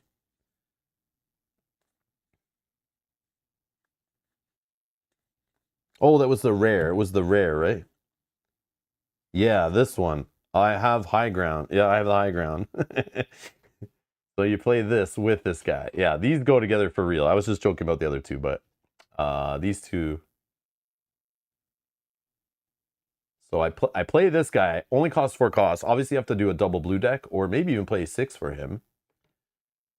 But again, the opponent has to have 3 or more units. But if they do, and you throw this Sentinel guy in there, or even if he gets hurt a bit, right? And then you just throw this out, only costs 1. And then they're -4 attacking this guy. Like all their units. So like, that's crazy. And the cool part is, this guy is only hits back for 1. So like, he doesn't really kill their units. So like, you could play another one of these again like the next round, you know? And like really be annoying. Because they still would have a lot of units. Obviously, you're probably not in a good spot if they keep making more units and you're not killing them. But it just would keep Sentinel turned on. Because this guy doesn't really kill the units. So the Sentinel would kind of stay for longer with this, right? I don't know. This is crazy. Maybe it's crazy. I don't know. But yeah, I think that those cards go together, I think, but who knows? Who knows? It's actually feasible in mono blue villainy. There's a blue-black event that lets you play upgrades without aspect penalty. There is? Ooh. Oh, what do we got here? A rare leader. Oh, Pre-Vizsla. Okay, now has a leader card. Sick. Action. 1 cost, exhaust, deal damage to a unit equal to the number of cards you've drawn this phase. Wait, what? So, is there red like villain card draw in the game? Is that like a thing? Because like you draw cards not in this phase, right? Like the normal card draw is done in the regroup phase or whatever, right? Or am I like totally not understanding the rules? Is this like, how are you drawing cards? Like, is there, what's the card draw that this guy is built with? The number of cards you've drawn this phase. Is this one of those leaders they print and then like he doesn't get cards till like next set? There are red cards that let you draw. I'm sure there's some, but like, is there enough that you'd play this leader? So that you're like using this ability like at least once every other round? Like, well, I mean, he's a 5/4/6. Guess not bad, I guess. While you have 3 or more cards in your hand. Yeah, see, this guy's totally built with just like draw, draw, draw, right? While you have 6 or more cards in your hand, he gets +2/+0. Oh, maybe, oh, Villain Bo-Katan maybe does something with that.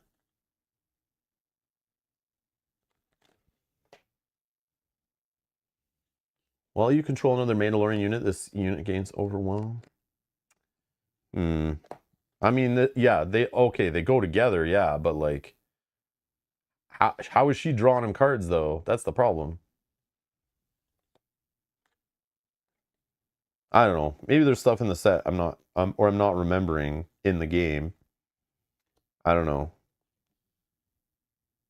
But yeah, if you're doing Mandalorians and Trooper stuff, okay, he's cool for that. But like, this screams like every other card game I've ever played. Like, this screams like you're gonna have draw, like lots of draw, right? Or otherwise the card's blank. Twin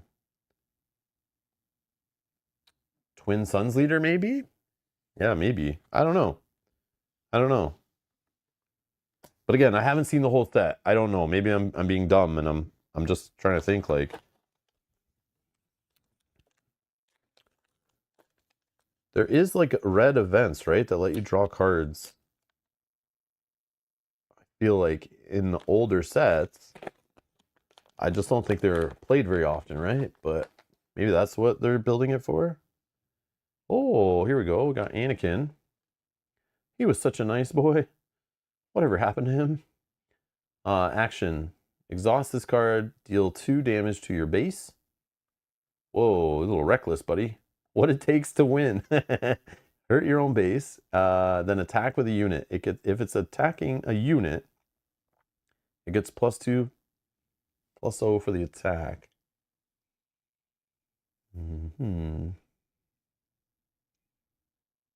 Man, this is annoying. So what I see here, this is definitely a rushy leader. Or just, yeah, where you're like just rushing them. You hurt your base a little bit, who cares? But this is definitely great for, oh my, can't even remember his name right now. Cassian's like droid buddy, that has overwhelm and likes killing himself and blowing up and hitting the base. Giving him +2, ouch, like that's annoying. That's annoying. This right here is gonna be annoying. But I see it being really cool though. K2SO, thank you. I couldn't remember the letter and number combos for his name. Yeah, K2SO.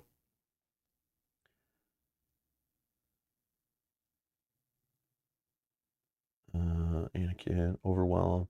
This unit gets +1/+0 for every 5 damage on your base. Whoa. Interesting. This guy's cool. This is cool. I just don't really play hero, but I like what he's got going on here. I feel like this guy will be really fun, like really cool. Might even be very competitive too. Yeah. Interesting. Interesting. Yeah, I don't know.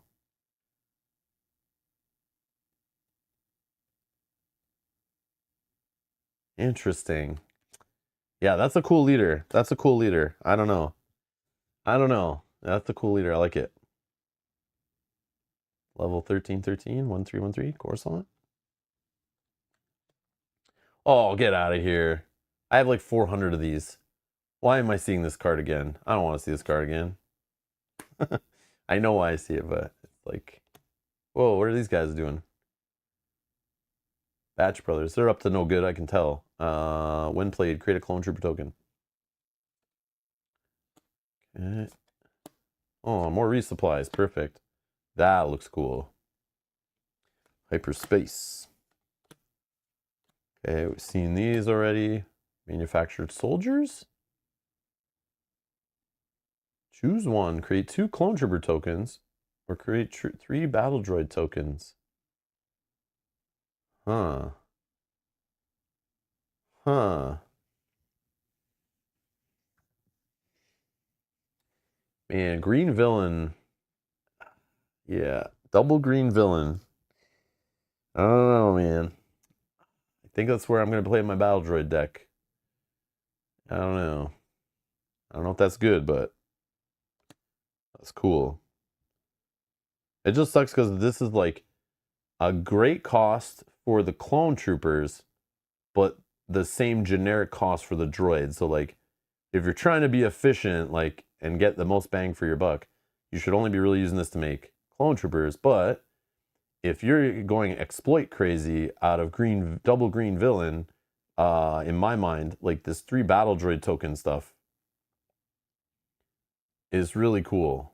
Like, I don't know if this is good, but it's like, I like the tools they've given us here. To mess with that kind of stuff. Even if it's just for fun and like casual, I like that kind of stuff. All right, lethal crackdown tactic. Defeat a non-leader unit.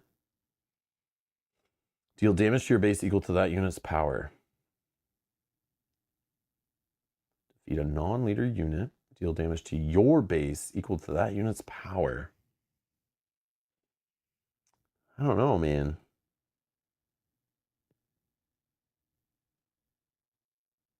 Because, like, to make a 4-cost removal really matter, you're going to be, like, hurting your base for a lot. Is there, like, base healing that I'm not remembering or that is new?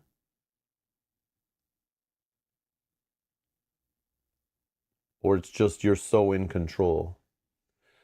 Yeah. Anakin would be the only non-villain on deck for Rob. Yeah, that's what I'm thinking.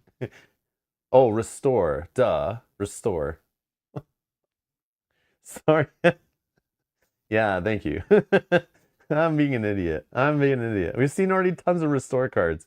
Why did I forget that? That's crazy. Whoa, who's this guy? Savage Oppress? Savage Oppress? Savage Oppression? Monster. Force Knight Underworld. Looks like got like the Darth Maul stuff going on there. I don't know who this guy is, but when played, if you control fewer units, including this one, then an opponent ready this unit. Another force though. 777. Ugh. Oh, he's Darth Maul's brother. Oh, okay, that makes sense. All right. Where is he from though? Like, is he from like Clone Wars? Like, where does he originate? Like, where does he originate? In like books, comics, cartoon? Because he's not in movies, right? He's not in any movies that I know, unless like it's the like animated movies. But I mean like the the Clone Wars he was in. Oh, okay, okay. Oh, okay, that's cool.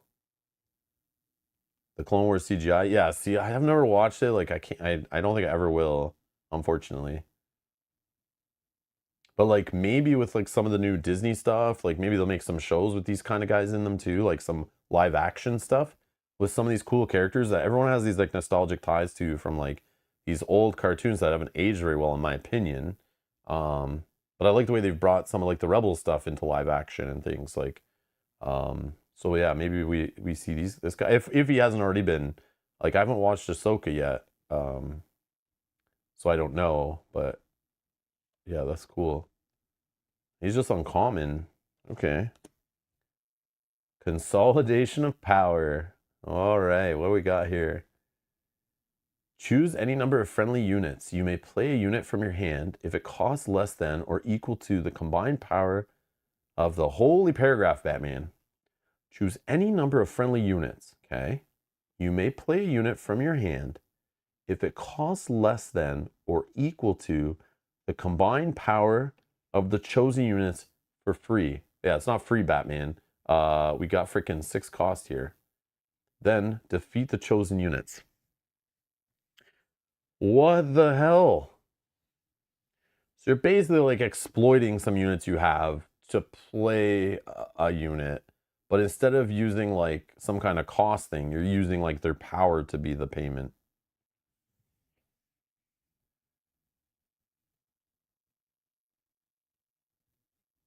Yeah, yeah, green go wide, then boom, here comes Star Destroyer. Yeah, I guess, yeah. Cost less than or equal to combined power.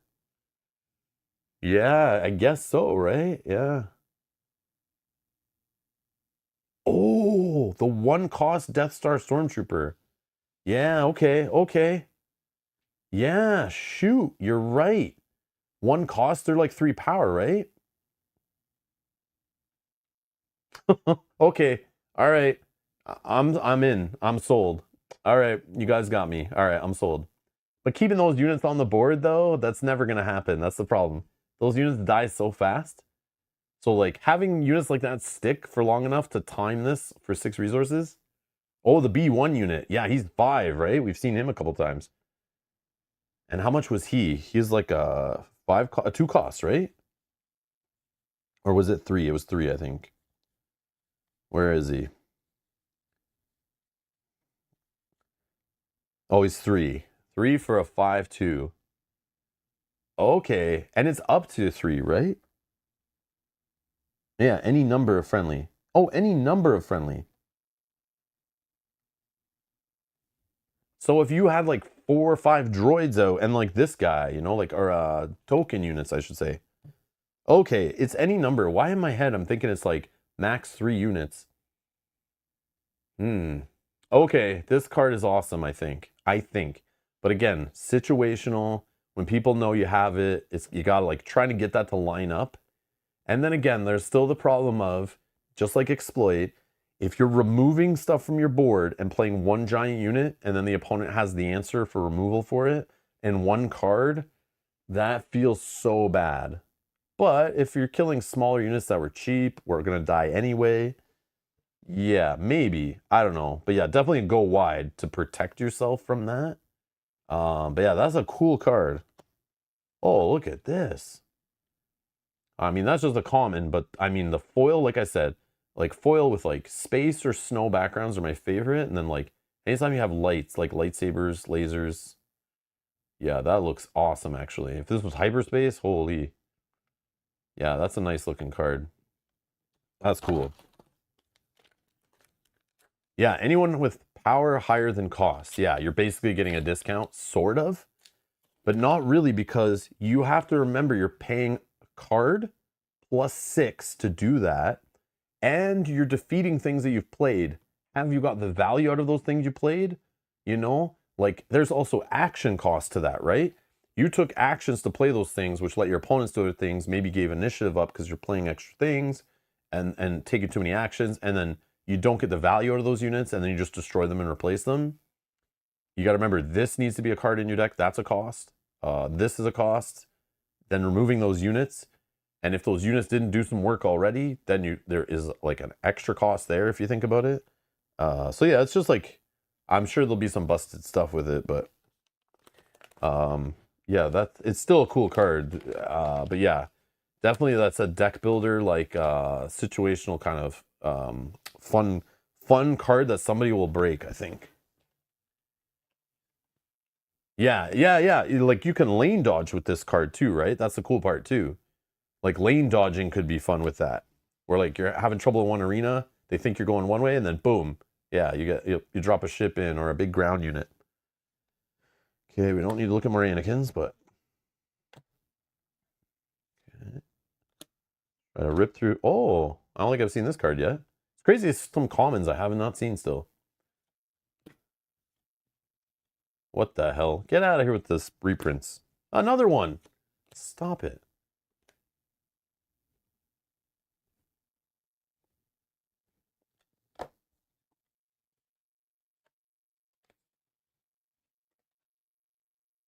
Yeah, there is another card that draws you cards, right? There's one that's draw 2 cards, isn't there? This reminds me of that card.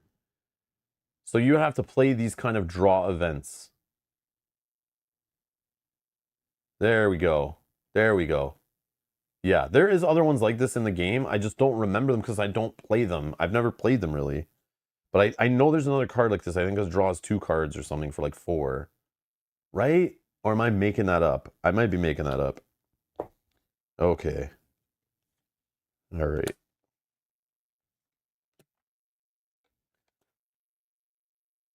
Oh, I've seen this one either. If you control 3 or more units, this unit costs 1 less to play. 5 for a 6/7? Man, these vehicle and vehicle and upgrades that work on vehicles, like, is that now a thing?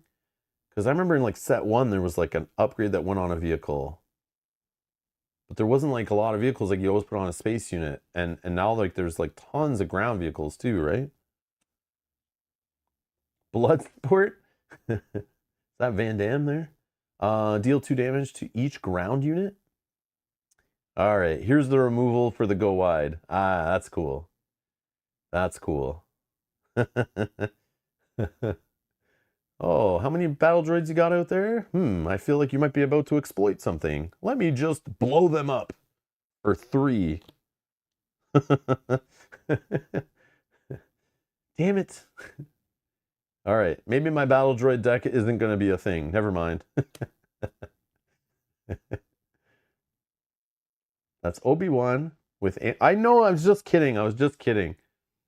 Yeah, I see in the background. I see them. I know who this is. I know what's happening. I was only joking. Bloodsport is a movie that I loved in the 90s, or maybe late 80s. I feel like early 90s. Bloodsport, Van Damme. It was the movie that like inspired Mortal Kombat. It's awesome movie. I mean, maybe it doesn't hold up well. I haven't seen it in a while, but I love that movie. And Lionheart. I don't know. I love all those kind of Van Damme movies. I think it was Lionheart was the other one. Soulless one. We've already seen that. Yeah. That was my bad joke. Obi-Wan Van Damme. Nameless Valor. Whoa. Wait a second. This is the character from Rings of Power, right? That's like hunting down Gandalf. No, no, we don't talk about Street Fighter the movie, okay? We don't bring that up when we're talking about cool Van Damme movies, okay? Yogi, you can leave now. No, no, Rob, you know nothing about prequels. We have to explain it all. No, I know some about the prequels. I've watched the first prequel movie back in like the 2000s, maybe like 3 or 4 times in theaters. It was okay. It was fine. I went with friends, went with family. I saw it a bunch and was like, cool, Star Wars movies, nice, let's support them. But it wasn't that great. But I was excited to see Darth Vader as like a child. It was kind of neat. It drew me in because Darth Vader is like my favorite character. But then the second movie, oh my God. I don't think I've ever got through the first half hour of it, maybe hour. I fall asleep when I was trying to watch it. Like maybe like 10 years ago, I tried to watch the second movie, fell asleep again. I've never gotten through the second movie. But the third movie of the prequels, I have seen a bunch of times. I love it. I think that one's really cool. You know, the Darth Maul fight, we got Anakin, the ending, like, you know, separating the kids, all that stuff. The third one I really liked. But again, I haven't watched it in a while. So I don't have the tie to it. And then I know like then the Clone Wars series like spun off from some of that stuff too, right? I think it's around the same time and everything. And I never watched the Clone Wars cartoon series. So like I don't have that refresher for a lot of the characters and stuff. But I did watch like the Obi-Wan Disney TV series, whatever. And that was cool. To see like, you know, Anakin and like whatever Obi-Wan, those same like actors from the prequels again. That was cool. I pulled a showcase Anakin at a pre-release event. Amanda and I went on Sunday. Oh, you lucky bastard. Congratulations. Yeah, Anakin, I don't know if he's good, but I like if I was to play a hero leader out of this set, I would try this guy first. I really think he's cool. I don't know if it's like playable, like he's gonna be amazing, but like we know there's lots of red and white, like amazing cards from last set and stuff. You know, Poe, Wrecker, like yeah, I don't know if those go with his deck, but yeah, that's a good one. I haven't seen any of the showcases for the set. Nothing. I know nothing. I am Jon Snow. It's like skipping the Two Towers. No, see, the Two Towers is a great movie though. That's the problem. That's the problem.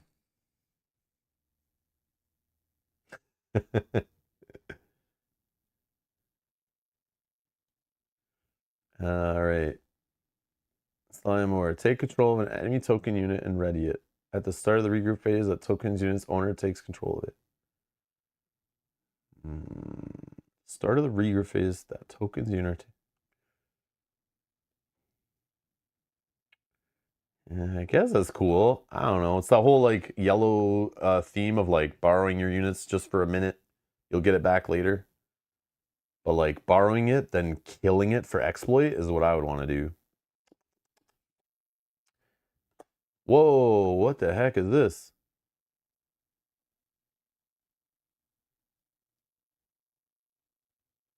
Oh, this Darth Maul. I remember reading about this. I remember reading about this when I was wondering like how Darth Maul was alive, which I thought was so weird when I found out he was still alive. I went and read online. I was like, I thought he died in the prequels. Like there was no Darth Maul anymore. And then they find out that like he like lived and he somehow built some like spider leg body thing on him or something. Yeah, and I was reading this. I'm like, what the hell am I reading? This is crazy. I really liked his character, and I'm glad they found a way to like keep him going. But yeah, it was definitely what I was reading was like, this sounds like fan fiction jank. Like it was weird, but that's what that is, right? I assume. Unnatural life. Play a unit that was defeated this phase from your discard pile. It costs 2 less and enters play ready. Oh, recursion. At the start of the regroup phase, defeat it. Okay. That's a cool looking card though, but yeah, I don't know.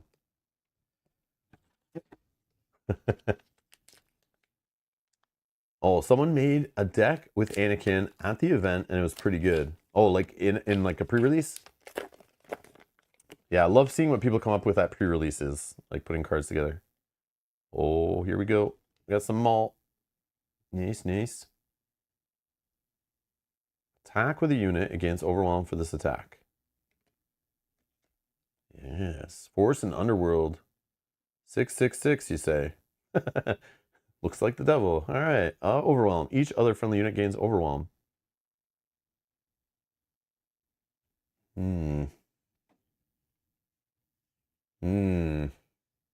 This is like a villain big boys deck, isn't it? A villain big boys deck this guy wants to play in. Which is exactly what I'm looking for. Yeah. Yeah. Yeah. All right. Yeah, when you're just killing little tokens and you're the overwhelm. Oh, man. Yeah, I hope people play token decks. Play lots of token decks. I will overwhelm you. That's cool. All right, that's cool. Sundari. Do they have peacekeepers in Sundari? Mandalore. Squadron of Vultures. All right. We can just blaze through these commons. I'm kind of over the commons. Come on, I don't need more vanquishes. Stop it. Stop it. Heroes on both sides. I don't think I've seen this card. Maybe I have. Choose up to one Republic unit and up to one Separatist unit. Give each chosen unit +2/+2 and Saboteur for the phase. Oh, I see. Little working across the aisle here, I see. Interesting. Private manufacturing. Draw 2 cards. What'd you say? What'd you say? If you control no token units, put 2 cards from your hand on the bottom of your deck in any order. Okay, so now you got to play droid. If you play this with this guy, now you got to be doing droid stuff. Maybe it's not as good for him. On top of things. When played, attached unit can't be attacked this phase unless it has Sentinel.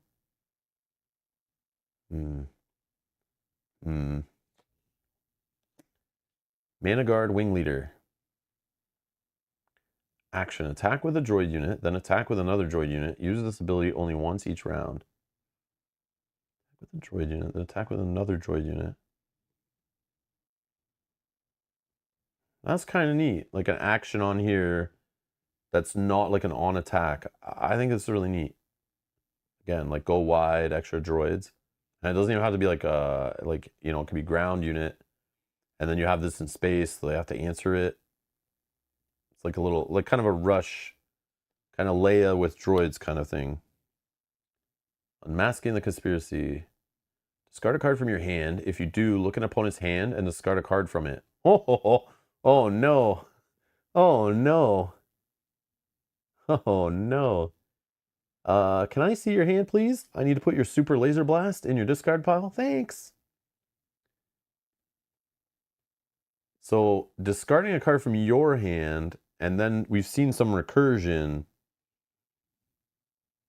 Okay, this is why they put that answer card in here, the one that's like, shuffle the discard pile, put it on the bottom of the deck, because of this kind of shenanigan stuff. Okay.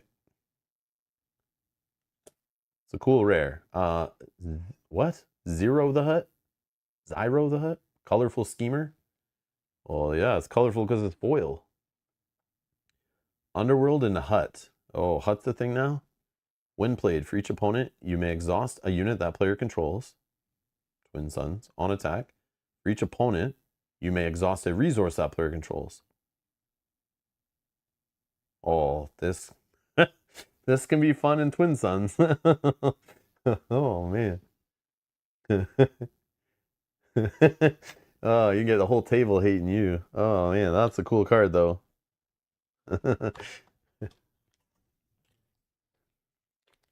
Yeah, droid assault like rebel assault. Yeah, that makes sense. That makes sense.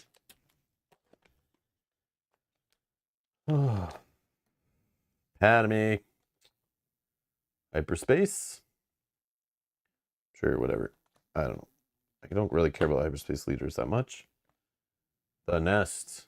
Oh, on Onderon? Yeah, see, these look so good. Hyperspace, I like that. Yeah, way better tokens. Oh, a common I don't think I've seen yet. Dendup's Loyalist as an Overwhelm. Another one I don't think I've seen. Royal Guard Attaché. Naboo Trooper, when played, deal 2 damage to this unit.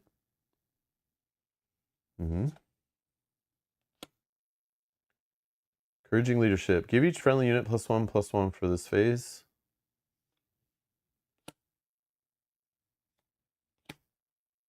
Okay. Wolfpack Escort. When played, you may return a friendly, non-leader, non-vehicle unit to its owner's hand.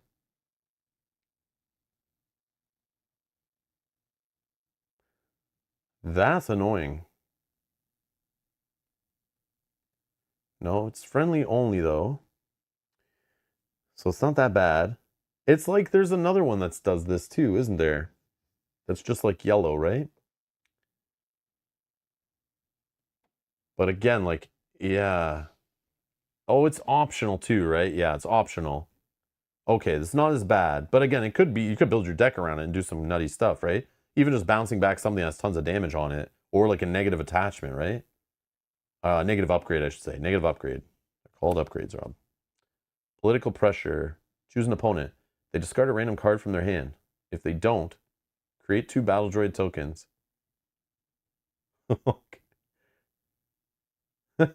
Okay. All this fun choice stuff. I mean, it's people don't usually play it too much, but it's just fun. I love how it's fun stuff. Like good for drafts and things. Oh, there's our big boy.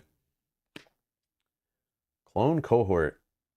Attached unit gains raid 2. When defeated, create a clone trooper token.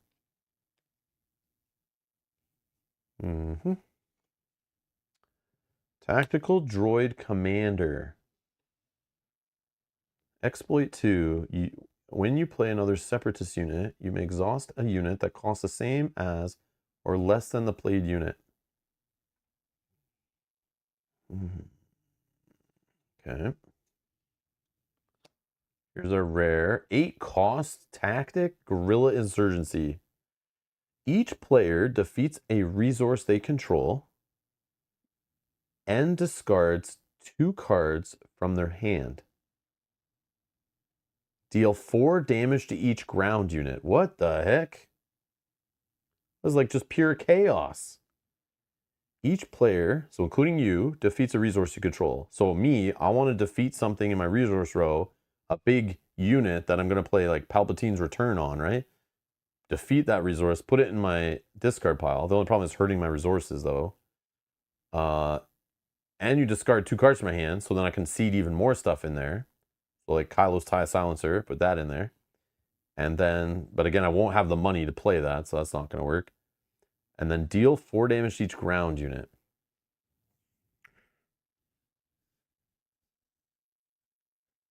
Yeah, I was thinking that too. Is like it's a Twin Suns card, maybe.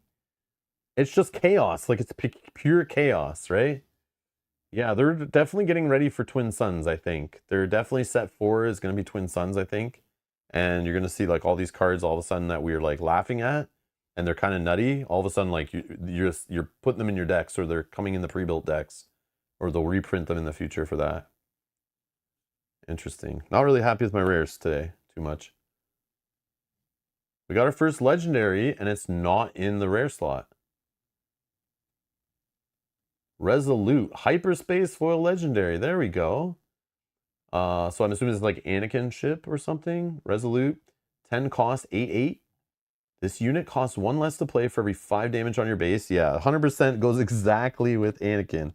Yeah. Exactly with Anakin. And his whole shtick of me like to hurt my base.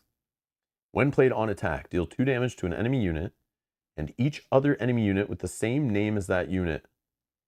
Oh, that's too bad. Boba Fett's banned now, so everyone playing all those Boba Fetts. Damn. Damn.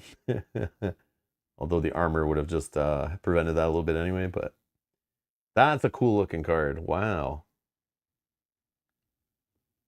Under Anakin's command. Yeah. Yeah, that's cool. All right, first legendary. Sick. And it's not even in the rare slot. But we've seen 0, right? Yeah, my box stinks. Because I haven't seen Mall. Till I open a showcase.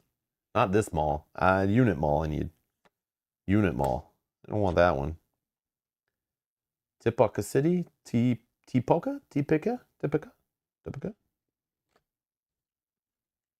Whoa, what the heck is this one? Daughter of Dathomir? Force, cheap force unit, but it's blue though. I'm not really looking for blue force units, I don't think. Knight. Man, this like does not look like a Star Wars card. This looks like something out of like a fantasy game. While this unit is undamaged, it gains Restore 2. Yeah, Restore, Rob. Remember that's a thing in the game. Don't forget it. Obviously, I never play Restore decks. I hate cards with Restore on them because there was my opponent playing them. And I hate when they're healing their base, I gotta kill them. So yeah, I should have remembered that. Should have remembered that. Strategic Acumen. Warrior Drone. Confederate Courier. Relentless Rocket Droid. Okay. Wartime Trade Official. Every card has like the words droid token on them, I think, or clone trooper token. Lots in the set.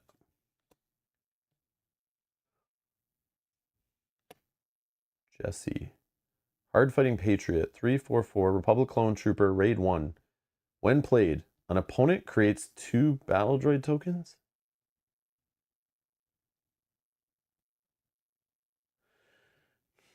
So it's because he's so cheap and has decent stats and ability. And I guess he's unique too, which is a thing that's like, does protect him a little bit from certain cards, right? But opponent creates 2 battle droid tokens. Is this to kind of go with, you know, all those abilities that are like, if your opponent controls more units, like, is this what this is in here for? Like, you play this on purpose, give them a couple battle droids, now they have more units, but like, with exploit being a thing, and also with coordinate, I don't know if I want to be giving my opponent anything like that. I don't know, man. That doesn't feel good to me, but I'm sure it's a balance thing, right? Combo with Mando Guard. Yeah, exactly, right? Yeah, the Mando Guard. That's who it was. I was trying to think, like, where you need the opponent to have, like, more. But it's like, that's weird, right? Oh, they're called Dathomir Witches. She's one of the clan that Ventress came from. See, Asajj Ventress, I don't even know who she is or where she's from, but thank you for that. That makes sense. Yeah, I'm gonna have to like read about her, like just to learn a bit, like what her deal is. Sanctioneer Shuttle? Sanctioneer Shuttle? Coordinate. When played, this unit captures an enemy non-leader unit that costs 3 or less. I like how they kept capture going. What the hell? Again, like some of these things like look straight out of like a fantasy cartoon. Like not, they don't remind me of Star Wars. I know Star Wars is like, you know, sci-fi fantasy stuff, but the Zillow Beast, awoken from the depths. 9, 10, 10. When played, give each enemy ground unit -5, -0 for the phase. Oh boy. When the regroup phase starts, heal 5 damage from this guy? Okay. Okay. Okay, that's fun. That's fun. That's a cool rare. All right, I like that one. I don't know how playable it is, but yeah, big blue annoying stuff. I love the blue like coming into play, just wrecking the board kind of stuff. That's fun. Oh, we got the foil version of that crazy card that we're just talking about. Daughter of Dathomir. This is the Dathomir Witch.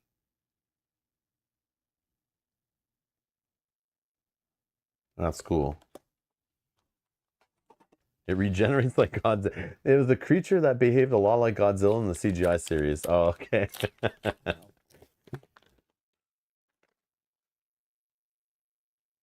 It's gonna have a kaiju battle. You know, with some of these big units.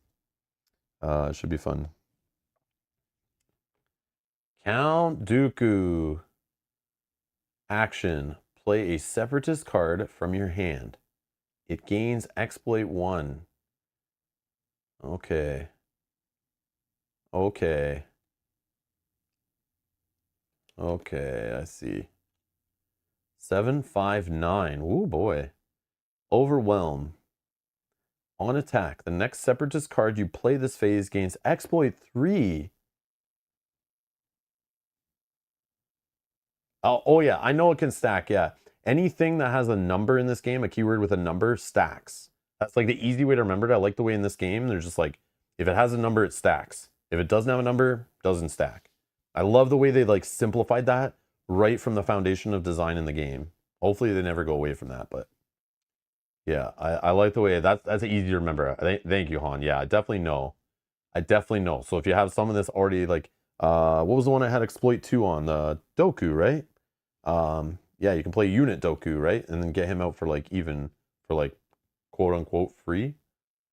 Yeah, I'm definitely building a deck with this guy for sure and playing around with this. Yeah, definitely gonna play around with this for sure. Now we're seeing all these draw cards, and I'm like, why would you play Pre-Vizsla? I don't know what cards would work with him.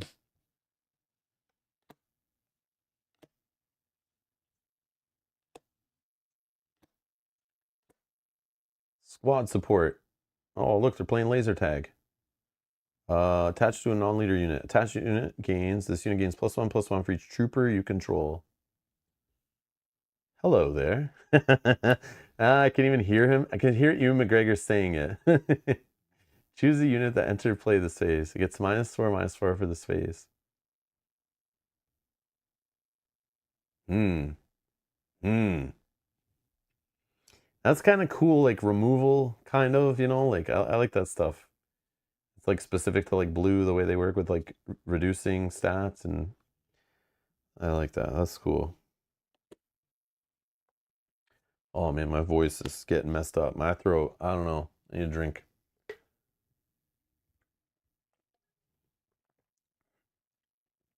Yeah, it's basically like, yeah, light side insta kill, basically, yeah. I like how there's like reduction in stats to remove, not just straight up removal kill, you know? They have to do it in like a good way, not an evil way. So this is my rare 5s. In Search of Truth, Republic Clone Trooper, 5/5/5. Saboteur. When you play an event, okay, you may put a clone unit from your discard pile on the bottom of your deck. If you do, draw a card. Okay, there's some card draw. So Pre-Vizsla yellow, and you play with this guy to get some more card draw. And definitely play some droids, so you can use that other card that's like draw 2. If you got droids, then you don't have to like cycle cards back or whatever. I don't know. I'm talking jank probably, but 41st Elite Core foil.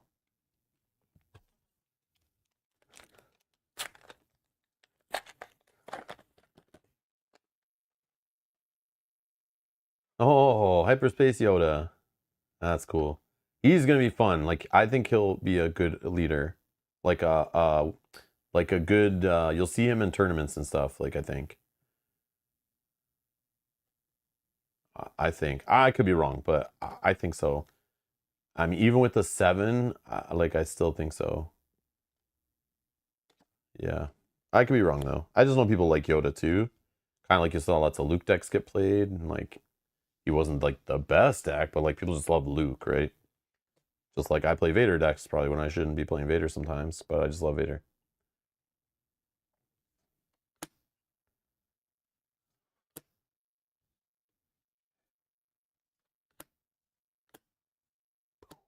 Oh, hyperspace, space background, so good, so good.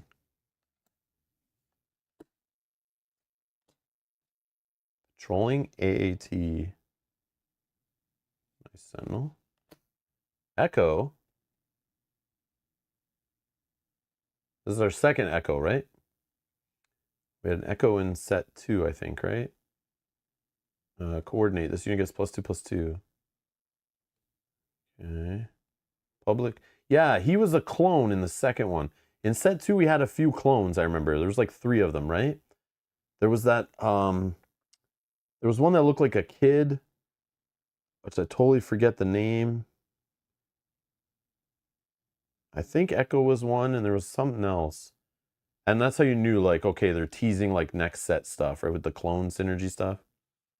I like the way they do that in sets. They put some stuff from, like, not from the IPs they generally drew from for the set, and some traits that, like, kind of hint towards, like, future stuff. Omega, that's it. Yeah. I remember seeing them and thinking, oh, Hunter was one too, right? Yeah, I remember seeing them. Oh, Wrecker, Crosseye. Crosseye was like the sniper one too, right? Yeah. Crosshair. That's it. Yeah. Crosshair was like the sniping one, right? That you like exhaust and just like snipe and deal damage. Yeah, when I saw them, I'm thinking like clones are definitely going to do a clone theme in the next set. And like you could tell they were seeding the game with a little bit of stuff. And you know that stuff should have just all been in set 3. But yeah, it's cool now that it's like, oh, cool, they go up in power, or may see more play with some of the cards. Confederate Tri-Fighter, that card looks cool. Bases can't be healed. Oh, hello. Oh, hello.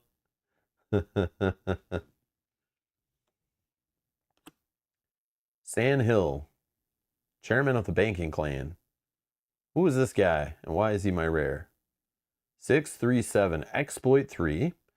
On attack for each friendly unit that was defeated this phase. Oh, more of this tracking defeated unit stuff. But at least it was friendly. So you just track your own, easy to remember. Yeah, that's not bad. When it's just like one side you got to keep track of. Ready a friendly resource. Oh, wow. Huh. Anything that's like you're readying resources, like, yeah, sometimes cards that let you do that, they get banned. Yeah, okay. I don't know. Maybe this is really good. Maybe it's not. Has me interested, though. Has me interested. We got a hyperspace foil heroes on both sides. Oh, where I'm putting all this stuff. Oh, he's official, too. Yeah, Separatist. Separatist I know we needed for Dooku, right? Count Dooku's leader. Cared about Separatists. So is Dooku like green-yellow villain is what you're supposed to lean into? I don't know. Well, here he is. Let's just check. Yep, Separatists. Okay.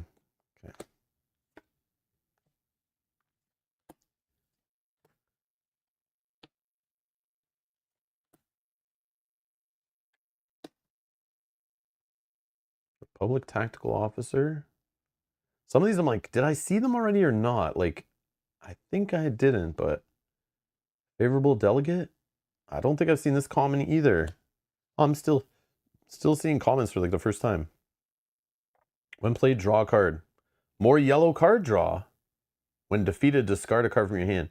Yeah, pre-Vizsla, you're supposed to play him, I think, red-yellow, right? Probably is what I'm seeing. If you care about his ability, right? Okay. Padme. Coordinate. On attack. Give an enemy unit -3/-0 for the phase. Okay. She's official. Reprocess. Choose up to 4 units in your discard pile. Put them on the bottom of your deck in a random order and create that many battle droid tokens. I like this. This is like fun mill prevention kind of stuff. I like that. Like it does more. Ooh. That's a cool looking hyperspace. This one's on a playmat too, isn't it? Or am I wrong? I'm probably wrong. And oh, this is the guy you guys were saying is Cody, not Rex. Yeah, okay. I know this is on the pack. This is the art that's on the pack. Yeah, this card looks nice, right? Like I don't even know this guy, but like this like setup here, the stance, the suits, the blasters. Yeah, it looks perfect with the hyperspace stuff. Okay. Okay. It's nice. The game is still doing it nice. I like it. Kalani? Analytical general. Yes. Okay. I think I'm being told to play like green villain, like I need to stick with for this set and just keep finding decks with green villain, using my green villain decks from set 1, set 2, and updating them with stuff from this set, I think. But I could be wrong. But definitely separatist, definitely with Count Dooku, right? On attack, you may choose another unit. If you have the initiative, you may choose up to 2 other units instead. Give each chosen unit +2/+2 for the phase. Yeah, I like this actually.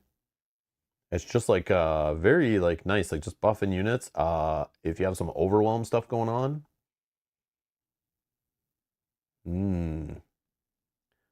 Like would you play this in a mall deck maybe? Like red green mall, like villain?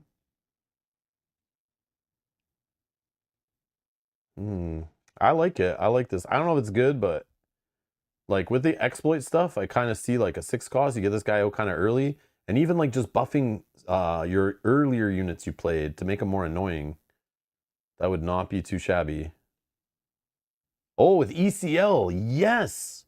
Energy conversion lab, yeah. Definitely a good energy conversion lab target for sure. For sure. The only thing is you need to have another unit, right? So if like you're playing this guy and like you don't have your leader or out or someone else, you know, you're kind of falling from behind and you're ambushing in this guy, it kind of sucks. But you at least have like one other unit in play. Yeah, that could be some scary stuff with Overwhelm, I think. I like this card. I like this card, I think. I don't know if it makes the cut over some other, you know, bigger bodies, but I like that. I like that rare. Clone cohort. Okay, we've already seen that card, but it's spoil version. Yeah, yeah. Yes, Edward, yes. So use this guy, buff the other units, and then sack them with that other event that lets me play a big unit based on power of the sacked cards, right? Boom! Big ass Star Destroyer. After I've attacked with them, of course, and hopefully they're all still alive, of course, right? But yeah, I like these combos. Oh, Captain Rex. Action, 2 cost, exhaust. If a friendly unit attacks this phase, create a clone trooper token. So this is now the Bo-Katan leader of set 3. Similar idea, right? You got to attack. Friendly unit. At least it's not a Mandalorian needed, so it's like less specific, but can help you make some clones. That's cool. Because he's like a clone like leader, right?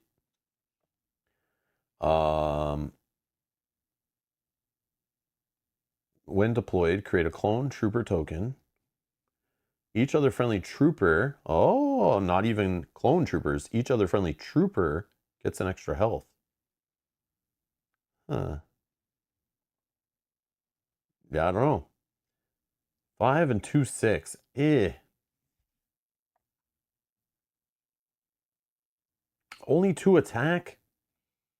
Why? Why is he only 2 attack?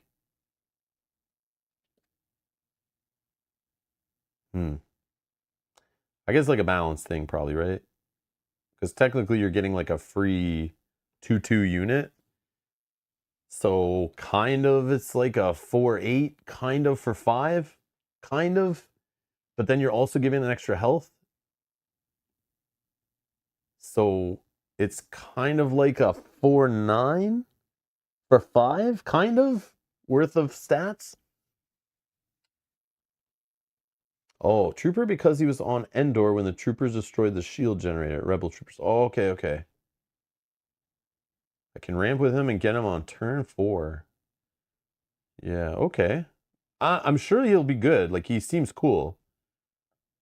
Just that I thought he was more of a badass and why he only has 2 health, but like, yeah, he's more of a defensive kind of unit, right? Or leader, I guess, or unit, I guess you could say.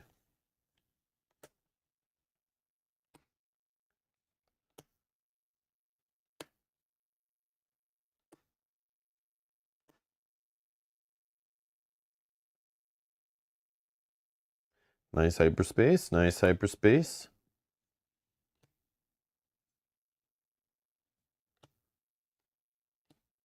Independent Senator. That's Dr. Manhattan, right? Just kidding. Action. 2 cost exhaust. Exhaust the unit with 4 or less power. I like these cheap, like, trolley yellow units. There's like that one in set 2 also. I remember playing in draft a lot. I forget what it's called, but okay, I've seen this one already, I think. Yep. Equalize is our rare. Give a unit -2/-2 for this phase. Then if you control fewer units than that unit's controller, give another unit -2/-2 for the phase.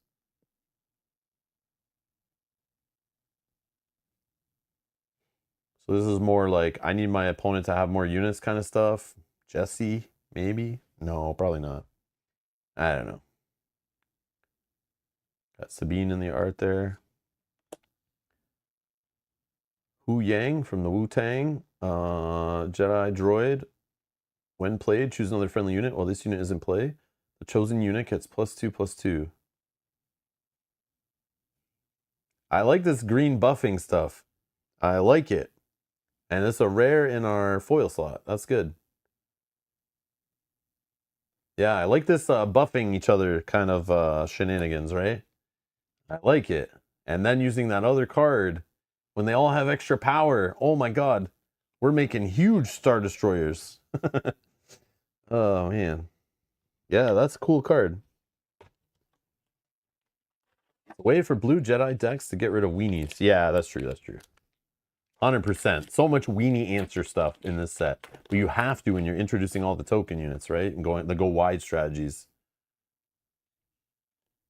Oh, here you go. I know it's not as good as a showcase Anakin, Johnny, but I mean, a hyperspace Anakin's still pretty cool. That does look good, actually. That does look good. All right.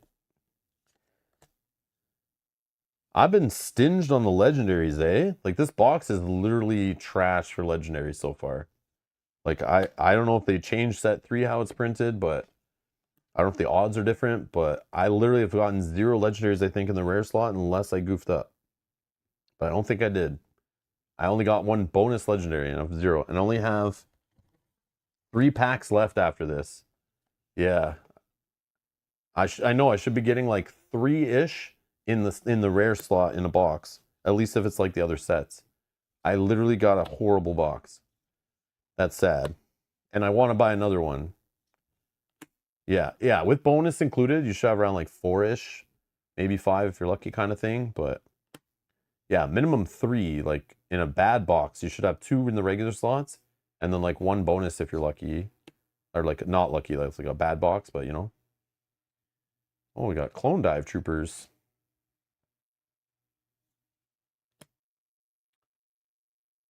Aura Singh?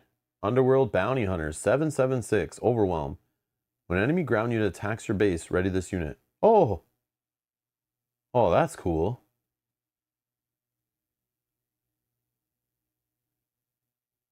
Yeah, go ahead, Sabine. Have your little weenies attack my base. Yes, yes. Have them attack my base. Do it. Do it! Clear the field. Choose a non-leader unit that costs 3 or less. Return it and each enemy non-leader unit with the same name to its owner's hands. Okay. Another weird waylay. Okay. Oh, there we go. And this is not in the rare slot. So this is a bonus legendary. This is another bonus legendary. I still have not got a regular one, though. Maybe I'll have 2 in the pack. We got our first Darth Maul, hyperspace in the uncommon slot. Mwah, that's okay. I'm not mad anymore. I'm not mad anymore. That's sick. That is sick. Yes. All right. We did it. We did it. I'm happy. Even if this card's worth like 5 cents. I'm still happy. This is great. This is great. Oh, nice. Yeah, Force unit, Sith, attacking 2 units at once. Oh, man, badass. Badass unit. Yeah. Nope, not another legendary. Tranquility. Okay, okay. Still cool. Still cool card. Again, it's hero, though, so it's garbage to me. Maybe Mel will play with it. I don't know. We'll see. And Super Battle Droid. Oh, man. Okay.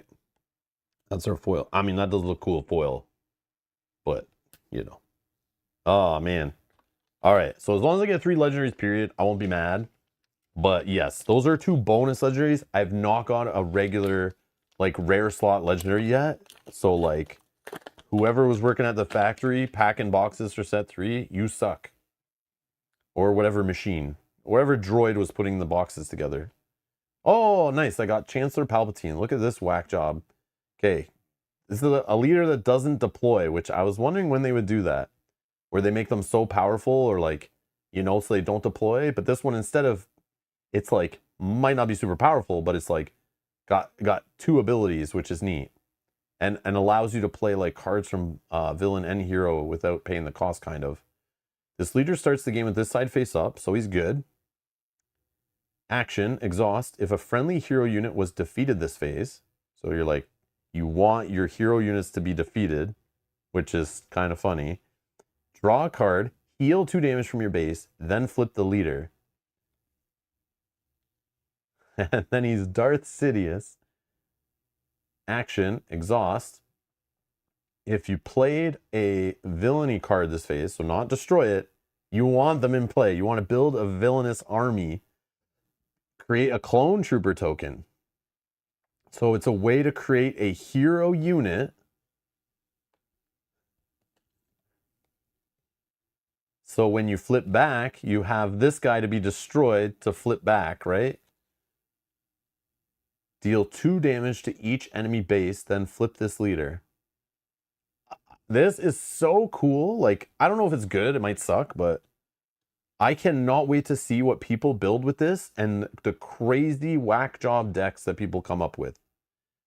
And the crazy part for me, even if he sucks in Premiere and he's not played competitively, to see people put him in Twin Suns and have some fun stuff there, like, I don't even know how that works. Like, you have to play 2 hero units, right?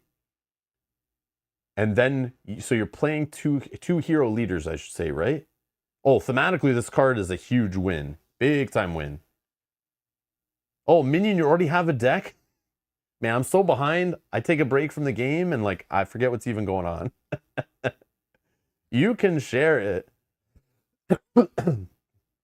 I will look at it, but the problem is I won't have any of the cards to build any of the, to play with it. But just for a fascination, I like, is it good? Like, Minion, are people already making like competitive decks with Palpatine?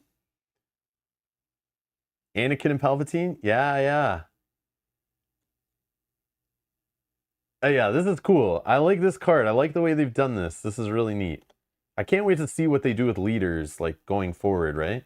I hope they do get some fun, wacky stuff happening. Like, I can't wait to see a leader that deploys in space. Like, how is that gonna mess with stuff? Yeah. Oh, yours is jank. I have better ideas for more competitive. Like, I want to see someone in a tournament be playing this and, like, and it work, right? Because, like, people are gonna get messy, like, you know, where they're like bouncing your hero guys back to your hand, your heroism units. So then you're like, come on, man, I need to play one to have it defeated. Stop, I need to flip. My hand's full of villain cards. Stop, you're wrecking my fun.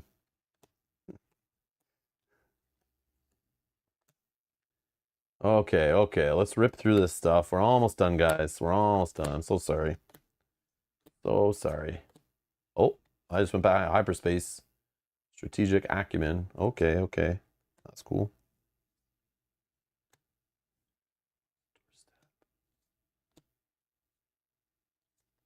Yeah, really sad I didn't get to play pre-release. I love playing with. It sucks. I'm looking at all these cool cards. I'm sure there's so many fun cards to play in pre-release. Like I know I could play like sealed or draft and like get kind of that same feel.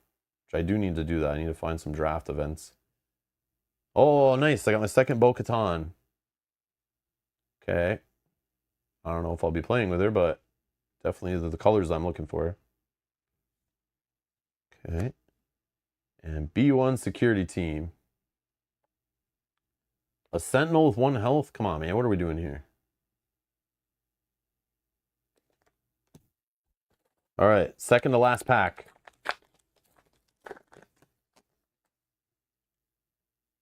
Okay. This is our leader we've gotten the most of today, I'm sure. Okay.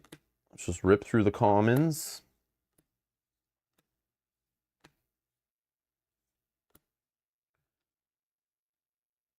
I don't think I've seen this one. Bold Recon Commando. Maybe I have. Maybe I have. I've looked at a lot of cards today, and I literally am feeling very overwhelmed. Because not only am I looking at the cards in this set, how they work together, trying to think about other cards that I played with or have seen and how they might work together. I need to go back and relook at all the cards from like set 2 and set 1 and like see like, you know, whatever they design in here, right? Oh, okay. Oh, we got a Hu Yang Hyperspace in the last uncommon slot, right? Yep. So we got a rare in our uncommon slot. That's good. I mean, I like this card. If I play Dooku, I think that's where it's going. Or in like Maul somehow with the Overwhelm. I feel like any kind of stat buffs are going to be good, but I could be wrong. Execute Order 66. Okay, okay. Deal 6 damage to each Jedi unit. For each unit defeated this way, its controller creates a clone trooper token.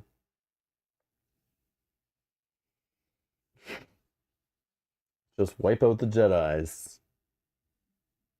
That's a cool rare. This is like my type of card. But are Jedis going to be that popular? Oh, sideboard. Yes, Edward. Yes. Sideboard if the Jedis are a thing. Or they're like, you know, specifically like they're powerful if people run them. Or like you don't have to build your deck for it, but just put it in the sideboard. Yeah, I like that. That's cool. Confederate Courier. Okay, final pack. Will I get more than 2 legendaries in my box? Yeah, I literally got scammed for sure. So scammed. Obi-Wan Kenobi. Heal 1 damage from a unit, eh? 4/7. Patient Mentor. Oh. Oh, hello. Oh, hello, Obi-Wan.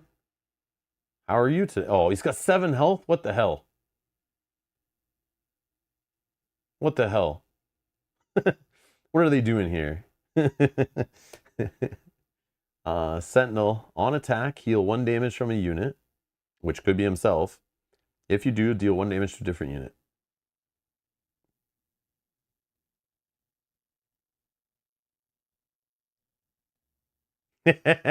Locator, how's it going? Zach, what up? Yes, I might draw a Sentinel just at the right time. Yes. Yes. Someone's still salty. You told me to do it. I was trying to concede. I was giving up. I was letting you have the win. But no, you had to let me draw a card. You insisted. And then I unleashed my evil inner demon side. And then, yeah, we... that was fun, though. That's like a memorable game for sure. Especially for me winning. Yes, yes. Okay, this is the last pack. Last pack. Oh, that's a nice looking hyperspace. Yeah, that's a nice looking hyperspace. Huh.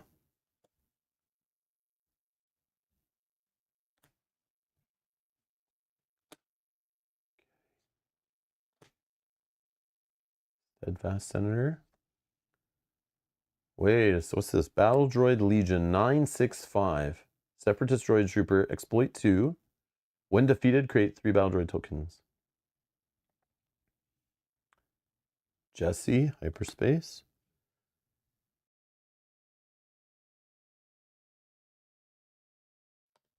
Oh, getting the throat tickles. Throat tickles. I know Emmy is thematic. I was going to make that joke. Is like, obviously he survived Order 66 with 1 health remaining. But is the first Jedi I saw after. I needed it to kill him and it didn't work. Oh, okay, we got a legendary. I don't know if it's good, but it's 12 freaking cost. What the hell? Exploit 3 though. So we did get 3 legendaries, but again, only 1 in the rare slot in the whole box. That's like, that's sad panda stuff, man. No, it doesn't feel good. Ready up to 3 units. Each of those units gets +1, +0, and gains Overwhelm. Oh! Yeah, this is like a closer card for sure. So I can reduce it down to a 6 cost by blowing up stuff. But then, like, how am I killing 3 things to reduce the cost, or up to 3? And how do I still have 3 other things left?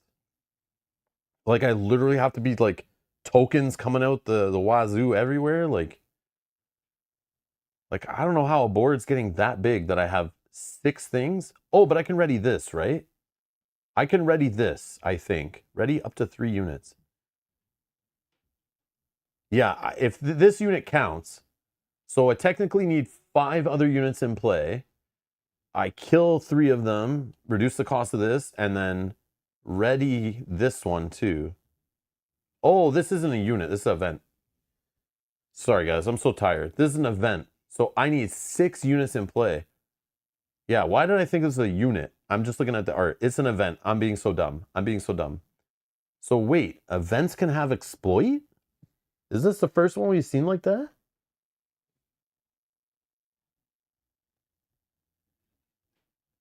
Yeah, I think it's the first one we've seen like that, right?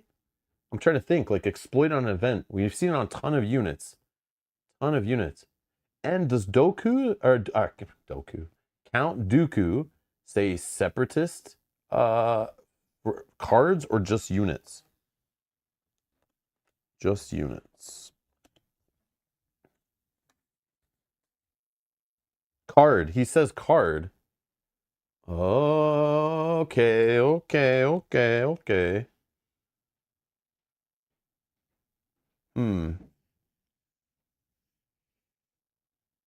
I don't know.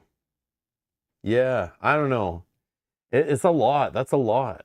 I know you don't have to exploit all of them, like, but like then you're paying like 10 or 8 for this card. Yeah, this is really a go wide, like a huge go wide card. Like your opponent needs to be like not attacking units. This is like an anti-rush maybe, because like they wouldn't be attacking your units so much. They'd just be going at your base. So you like build a wide board and then you plop this down and then like rush them back. Maybe. And they all get overwhelmed, so then you use it to like clear what they've played on the board, maybe. I don't know.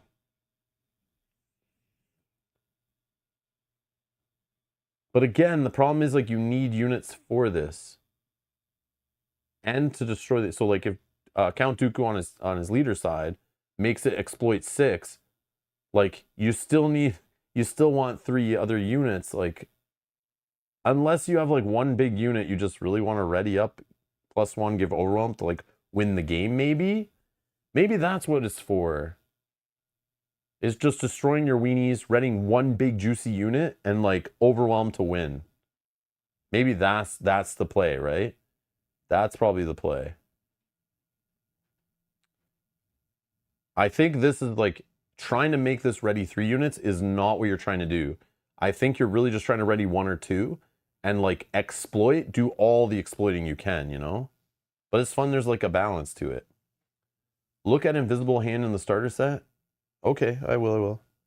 Okay, one sec. I can look it up quick.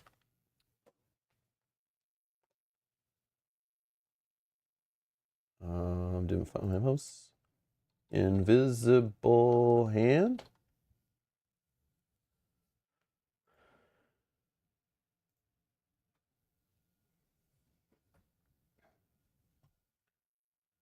When played, create 4 battle droid tokens. Okay. On attack, exhaust any number of friendly separatist units. Deal 1 damage to the defending player's base for each unit exhausted this way. So you create the droids, exhaust your separatist units, but the droids aren't separatists, right? The separatists are like, oh, they are. Oh, they are. Yeah, droid tokens are separatists. Okay, okay. Yeah, all right. I see, I see. I see. Hmm. So green, red villain is what we're doing here with Planetary Invasion deck. Is that what we're putting together? Is that what we're putting together? Yeah, difficult to set up. It reminds me of Endless Legions, right? This reminds me of like Endless Legions. It's just like a big fun card you put in the deck, and like it's for those combo players that just love setting up that super situational like win. And it just feels fun to like lose 10 games, but if you on that 11th game you can get it off, you go home with the big fattest smile on your face, and some players just love that. It's like a combo player thing, right? And yeah, it's fun to do, right? It's just fun to do. And then a Hotshot V-Wing Hyperspace foil. All right, so to recap, unfortunately, I only got 3 legendaries in the box, which, I mean, it's fine. That's like average. But it's just so weird to only get 1 in the regular slot and not like 2. But we got only 1 and like 2 bonus. But one of them is a Darth Maul hyperspace. And one's a hyperspace foil, so I can't be too mad. Because they look sick. Like, but yeah. I need another copy of this guy, I think. Maybe you only play like 2 in a deck. I don't know, but yeah, we'll see. Oh, Minion, you're the combo player. You love that. You love that stuff. I like doing it sometimes, but yeah, I get too competitive. So like, you know me, you see me play board games. Like I get fussy if like, you know, I'm not winning, and like I need to like, I'm very competitive, and like it's a fault I have. So yeah, I'm always like looking to win. I like to have fun too, but I can't, like, winning and fun are like very matched, and like if reducing the power of my deck makes it more fun, I can only do it so much if it's making me win less. What is going on here? There we go. It's like losing focus here. So yeah. So we can look at the foil cards maybe. Bam, bam. We got some cool hyperspace foils.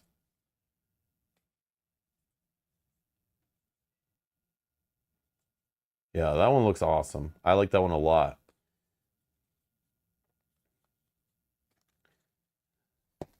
Then our hyperspaces, at least most of them. I kind of was mixing them up a little bit, but I was just trying to keep my rares and legendaries separate. And we can look at the rares in a sec too. Just as a recap, for those who like, I'm okay, you scrub to the end of the stream. It's like a long stream. If you're watching later. That card looks awesome, hyperspace. Oh my god, that's awesome. And then the rares. Here's the rares we got. Oh yeah, another hyperspace right there. Yeah, I see. I was not mixing them. I was like not sorting them very well. But again, I only have 1 box, so it's like not that much. I need to go play some drafts, maybe buy another box. Because I didn't play any pre-releases. Usually I have like tons of cards from going to like 5+ pre-releases. I went to 0 because I was sick. That sucks. And I got sick early enough that I didn't buy any tickets to like reserve any to pick up, you know? So it's like I missed out. Because I was like, I'm not going to do that. Like take someone's spot away, you know?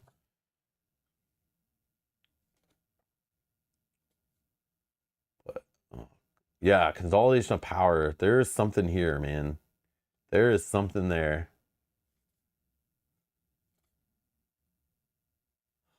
Cool. All right. Bean. Yeah, okay. Only got 1 rare base. That's not that bad, right? That's not that bad. If I had like 4 or 5 of them, I'd have been so mad. But I didn't get enough legendaries, I feel. I got a little chinced. Okay, cool. There we go. There we go. That's the box. That only took 3 hours? Jeez. 3 hours unboxing 1 box of cards. I enjoyed it though. I enjoyed it. It was fun to look at stuff. Thank you guys for the like explaining what characters were what, and like reminding me about other cards, and that restores the thing in the game as I'm asked about, can you heal your base? What an idiot. I'm an idiot. I need to get back in the game. So yeah, and I'm going to do that by playing this. I'm going to play with this off stream to get myself back in and get to also see some new cards that I haven't seen yet. And yeah, that should be fun. That should be fun. Anyways, thank you guys for hanging out, watching. Just slowly enjoying some card openings. If I do grab another box, I'll do another one of these. Obviously, we'll go through it way faster because I'll only kind of care about the uncommons, rares, and legendaries, you know. Because we've seen, I think, probably most of the commons, if not all of them. But yeah. Yeah, that was cool. Yeah, thanks for watching, guys. Thanks for hitting the like button. Thanks for sharing the videos. Thanks for the support.